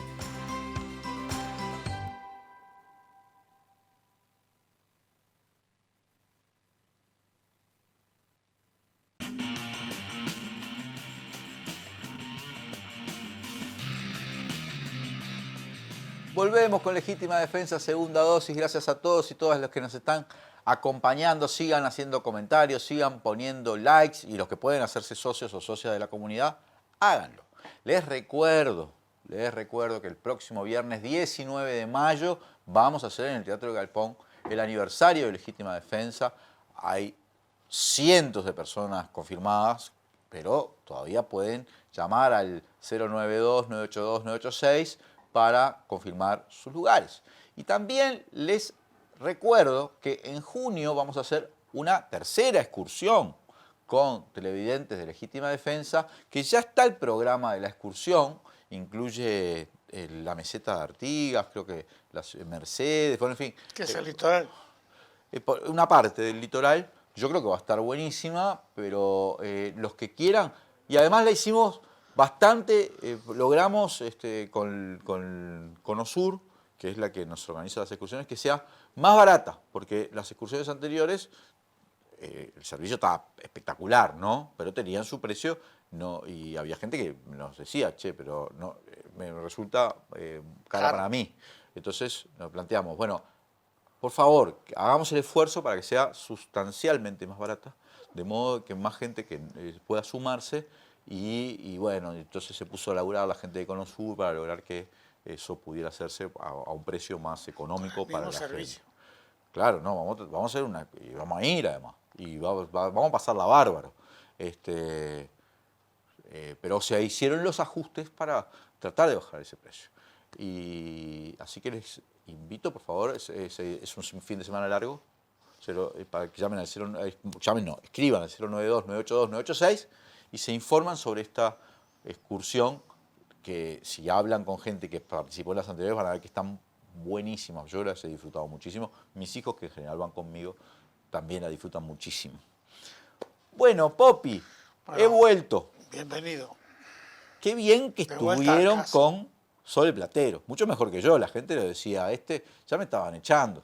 Yo lamento eso porque yo voy a seguir trabajando en el programa, pero realmente reconozco Lamento disgustarlos. Lamento no darles ese gusto, el gusto de no estar, pero le traje chocolatito de Suiza. Para compartir con el café. Tiene la cruz ahí. Tiene todo, porque son traídos de Suiza de verdad. Hazelnuts Swiss Dream. ¿Qué te parece, Popi? Y vuelvo en una situación de una coyuntura. Creo que llegué para romper la coalición, Popi. Incendiado, ¿no? Llegué y se rompió la coalición. ¿Te das cuenta? Y sucede todo esto. Que bueno, nos quedó hasta viejo un poco el tablero que teníamos armado. Lástima que sea se nos desactualizó. ¿no? Porque claro, porque el día viernes hay un acontecimiento tras otro. Fíjate que tuvo la conferencia de prensa de Manini, el llamado de la calle de Pau a la Irene Morena, no sé si es ministra o es ministra a la altura, ¿no? Le pidió la renuncia. Le pidió la renuncia. Y después, a las 7, una conferencia de prensa de Moreira. Y el lunes, mañana, la reunión de la mesa política de Cabildo, que van a decir qué hacen. ¿Y qué van a hacer? Es difícil, ¿no? Que no abandonen la coalición es difícil. Y que la abandonen también. Sí, debe ser una interna complicada, ¿no? Porque ahí tenés el análisis político. La conferencia de prensa de Manini fue muy dura. Dice, no puede ser por esto, dice Manini. Tiene que ser en realidad porque nos quieren cobrar otras cosas. Y habla de la posición de la reforma de la seguridad social y habla sobre el tema del endeudamiento de la gente. En fin. Y dice, ya había otros actores de la coalición que querían romper la coalición. Bla, ¿no? Le da casi un ultimátum en la conferencia a la calle. Sí, además dice que fue una equivocación del presidente, ¿no? Una equivocación por no mirar eso que ellos consideran que es el marco legal de algo que es indefendible, ¿no? Porque es una asignación. Pero además el documento no dice nada de eso. El documento que presentó Manini, porque existía en el Ministerio de Vivienda reserva de algunas cosas para acuerdos interinstitucionales, ¿no? Con el MIDES, por una situación determinada, con fiscalía por una situación determinada, incluso con testigos protegidos, ¿no? Pero no una disposición, como dijo la ministra, de que era ella, tenía la capacidad de hacer un cupo, ¿no? Y ella decidía. Es increíble que piense que eso se puede hacer. Yo soy ministro, entonces le puedo dar una casa, ministro de Vivienda, le puedo dar una casa a un compañero, una compañera, que cumple con los requisitos. Bueno, pero mucha gente cumple con los requisitos, todos los inscritos cumplen. Todo lo que fuera en sorteo. ¿Seguro? Entonces, no, yo te puedo dar una... Pará. ¿Pero y cómo es eso? Dice que dio 5 más. Tiene cupo, un cupo como personal. Claro. Eso parece que fue lo que cayó peor en la torre ejecutiva, ¿no? Además hay detalles ahí que son interesantes. Entró por el garaje, ¿qué le dice por el garaje? Le dijeron no, hacer una conferencia de prensa y explicar lo que pasó. Y cuando explicó fue peor. O sea, salió lo del cupo de ella, ¿no? Tremendo. Sí, tremendo. Pero además hay una cosa también que, fíjate hoy Manín le dijo que fue una equivocación y que no había llamado todavía la calle Pou a Moreira, ¿no? Cuando escuchó eso en la calle, le llamó Moreira. Llamó. Pero además es difícil la situación de... ¿Por qué? ¿Cuál es el pensamiento generalizado que hay en parte de la sociedad? Que Manini le dobló la mano a Luis Lacalle Pou, ¿no? Y por lo menos en algunas con esto de la reforma jubilatoria, ¿no? Logró cosas. Es muy difícil para el presidente también que otra vez tenga que, es decir, no llamar a dar marcha atrás con la pedido de renuncia de Moreira. Es muy difícil. Ahora, sin estos votos, si Manini, o sea, si Cabildo Abierto, porque Manini da la conferencia rodeado de la dirección de Cabildo, ¿no? Está él, pero está Domenech. Domenech que quiere irse, sí. Está la plana mayor. Y además, la afectada, independientemente de que esto no es un problema familiar, es la esposa de Manini, ¿no? Es difícil para Manini, eso es inaceptable. Entonces, ¿qué pasa con esos votos? Son muchos votos. Que vos decís que le vas a decir, no me defendiste. En el hogar, como estén cenando. Y yo no lo veo a Manini a retroceder. Para mí es... Pero tampoco el presidente puede retroceder mucho. Bueno, está, pero también una camisa de 11 varas. Ahora, ¿qué pasa? ¿Cómo se traduce esa ruptura de la coalición en el Parlamento? Porque ahora, sin Cabildo Abierto, el gobierno no tiene los votos en el Parlamento. Y va a tener que negociar proyecto a proyecto, ¿no? Si no tienen los votos. Pero hay muchas otras cosas. Por ejemplo, Cabildo ha sido muy crítico de la gestión del Ministerio del Interior. Sí, imagínate una interpelación. Pero tengo una pregunta, Leandro. ¿Qué leyes le quedan a este gobierno? Fundamentales, importantes. ¿Y la rendición de cuentas? La rendición de cuentas. ¿Qué te parece? Ah. Pero no es lo mismo que el LUC ni es lo mismo que la reforma jubilatoria. ¿Y los ministros? Un ministro interpelado sin los votos de Cabildo es un ministro censurado. Heber, por ejemplo. Puede ser, puede ser. ¿Cuántos senadores tiene Cabildo? Y no me acuerdo cuántos son en total, pero... 3. 3. Pero están los votos. Queda sin mayoría parlamentaria. Sí. Después de haberle pedido la renuncia a una ministra de Cabildo, que además es la esposa del senador Guido Manini Ríos, principal dirigente. Ahora, yo creo que eso... Y entonces él dice, y hay cosas mucho más graves que no han tenido estas consecuencias. Que además esto él defiende que es correcto. Entonces, supongamos que la oposición empieza a desfilar algunos ministros que han tenido gestiones complicadas. Me refiero, por ejemplo, a Bustillo, me refiero, por ejemplo, a Luis Alberto Heber. Y ya Cabildo, liberado de su participación y con ánimo además de vendetta, ¿qué pasa? Yo les pregunto, ¿no? Sí, pero hay que ver ahí si el ánimo de vendetta prima por sobre las cuestiones más ideológicas y filosóficas, ¿no? Porque también hay que ver si la vendetta prima por encima de los cargos que tiene Cabildo en el gobierno, ¿no? Que son muchos. Que son muchos. Entonces, yo creo que es una ecuación difícil de resolver. Lo que sí tengo claro es que a la calle Pou no podía otra vez dar marcha atrás. ¿Y cómo queda Cabildo? Porque desde el punto de vista de la interpretación ciudadana, está aislado en este punto, ¿no? Sí. O sea, está todo el mundo convencido que lo que hizo la ministra es indefendible, ¿no? Y para su proyecto político de crecer, de liberar un espacio, de, no sé, llamarle de derecha nacionalista y popular, ¿no? Una lógica así ¿cuál puede ser el efecto electoral de esto? Que ya venía bajando Cabildo, ¿no? Sí. La última encuesta de cifra le da 4%, ¿no? Muy lejos del 11 que tuvo en las elecciones, ¿no? Sí, le da por encima del Partido Colorado. ¿Eh? Le da por encima del Partido Colorado. Pero hasta Peñarol está por encima del Partido Colorado. Me refiero a nivel internacional, ¿no? Después de lo de jueves. Tremendo. Qué duro. Pero para el Partido Colorado representa una oportunidad. Yo leí algunas declaraciones de algunos dirigentes. Sí.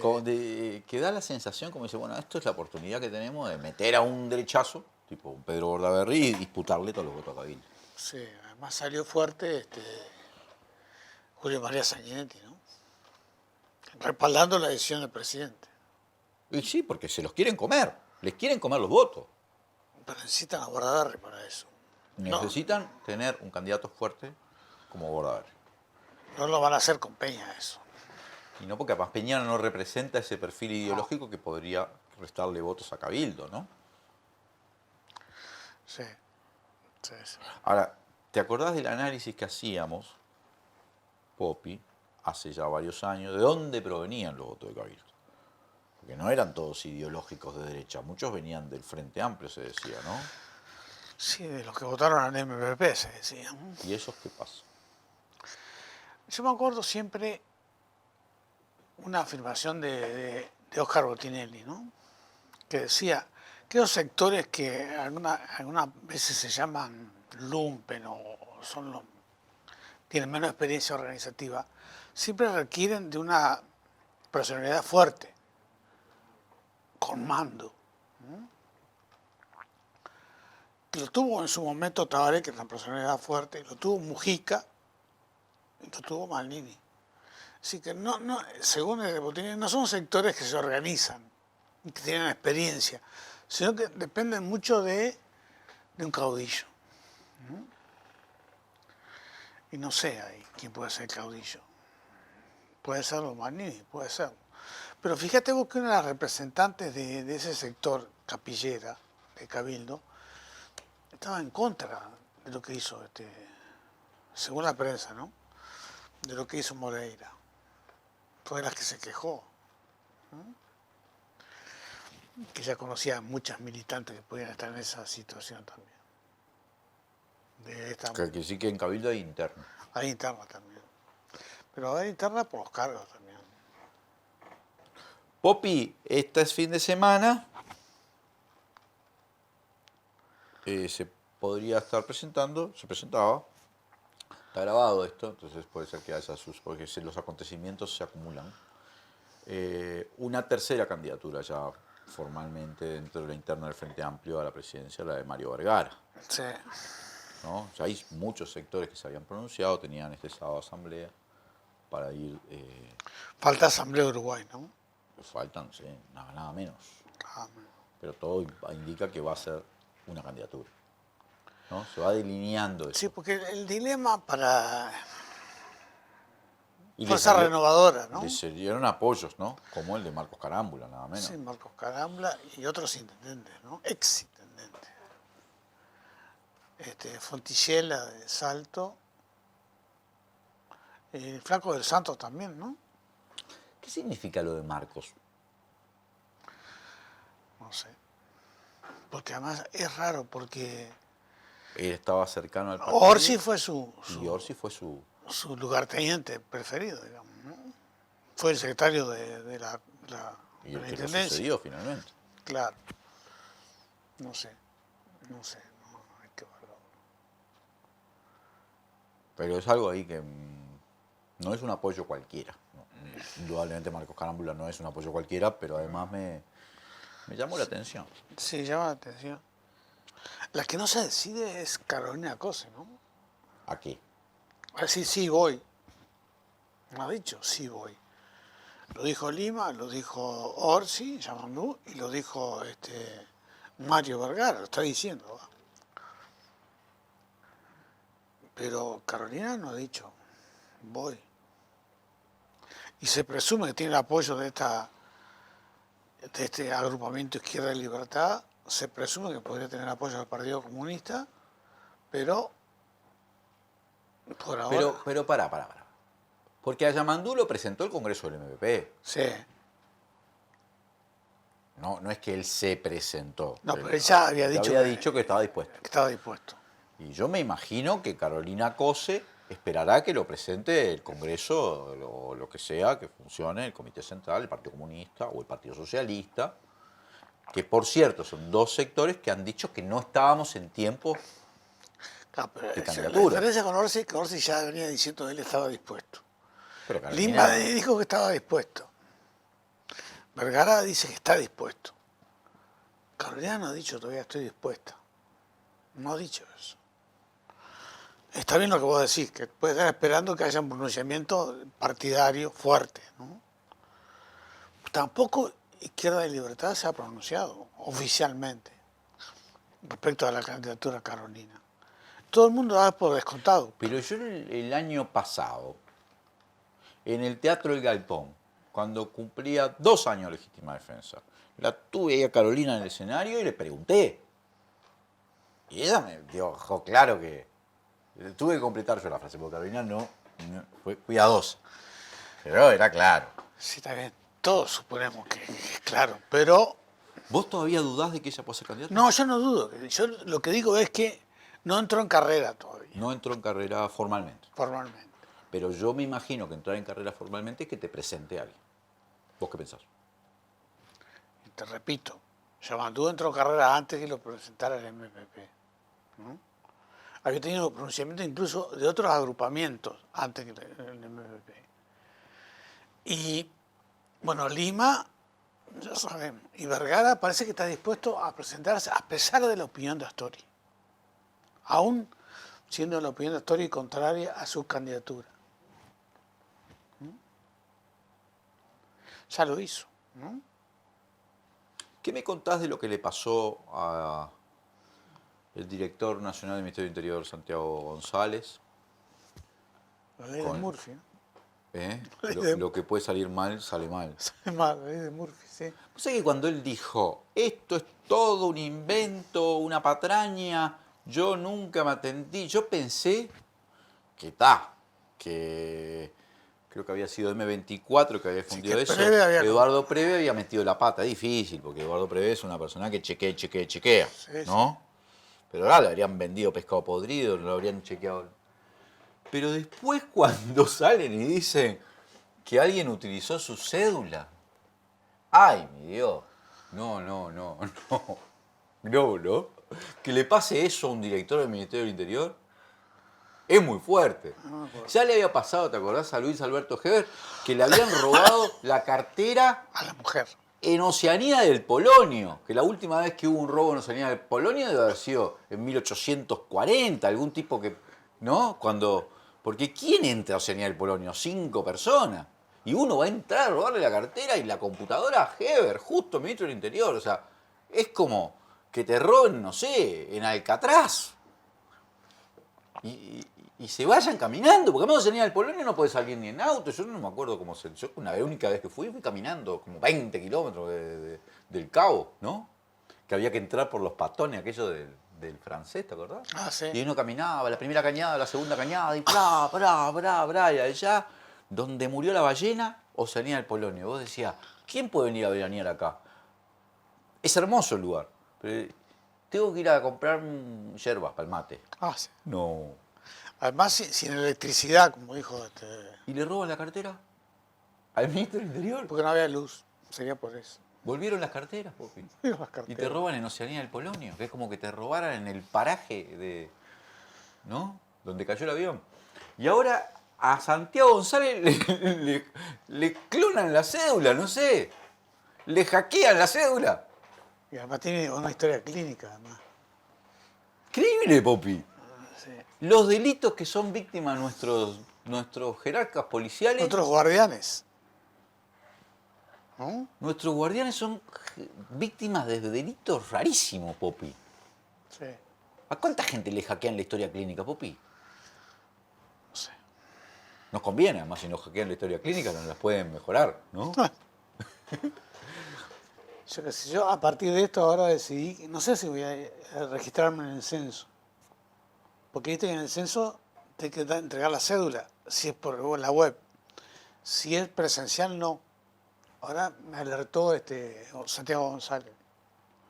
Pues más lo que le hicieron a Charles Carrera, por atenderse.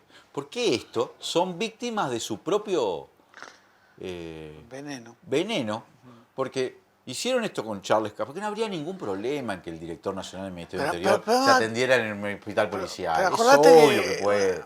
Que el padre de la calle Herrera se atendió en el policial. Se operó. Parece que es una costumbre que yo qué sé, que no sé si tiene alguna... Pero es un hospital público, Popi. Sí.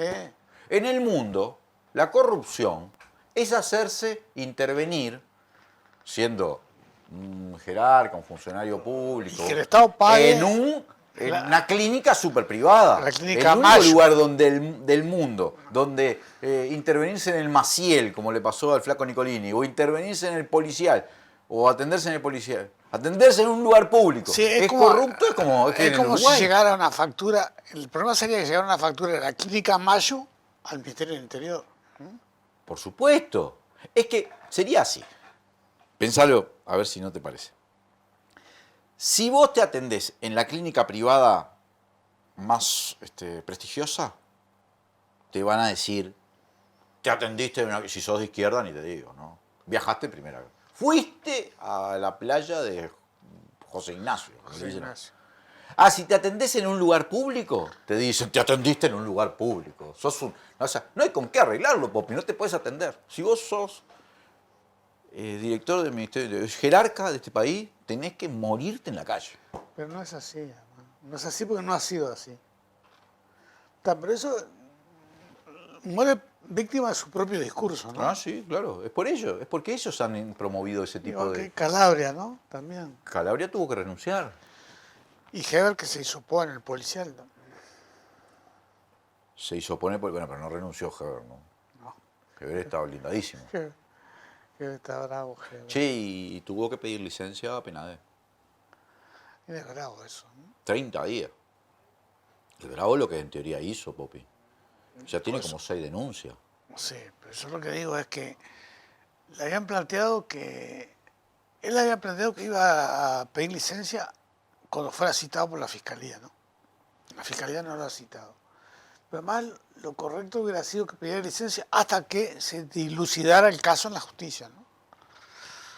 Lo que pasa, Popi, que cuando es una sola denuncia, aquello cuando sucedió lo de Romina Celeste, sobre un hecho que sucedió hace 17 años, con todo el trasfondo político que tiene, y bueno, podía caber eso de decir, yo qué sé, puede haber motivaciones, pero cuando se empiezan a acumular denuncias de chiquilines, menores de edad, madres, algunas incluso amenazadas por teléfono, y bueno, o sea, yo sé que hay que probarlas, que no es simplemente denunciar, pero es muy llamativo, Popi, como para que él siga siendo senador y votando la ley de tenencia compartida, cosas así, Sí. o sea, y votando cosas que tienen que ver con los niños, ¿no? Sí, sí.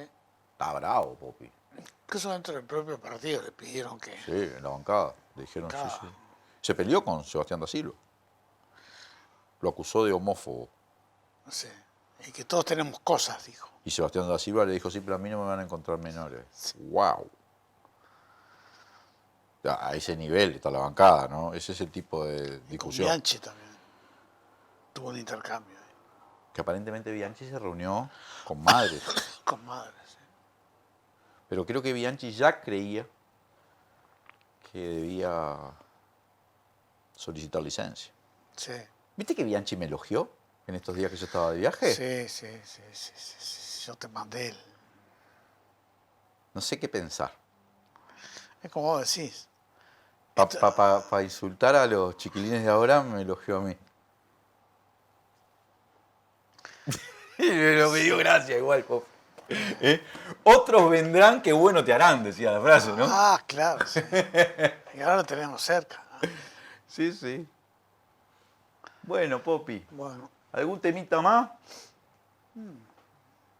No, Paraguay me llamó la atención. Ayer vi el programa, el jueves vi el programa.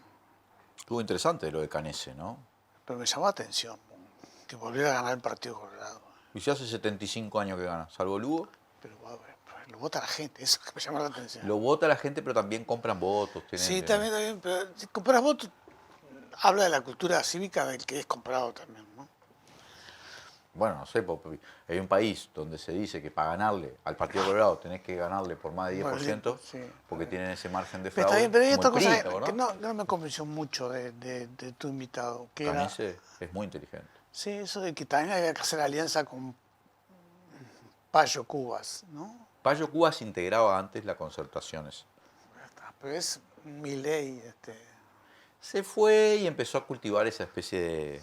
Porque es un Antisistema, nicho. Porque sí. es un nicho, Popi. Sí, sí, sí. Es un nicho.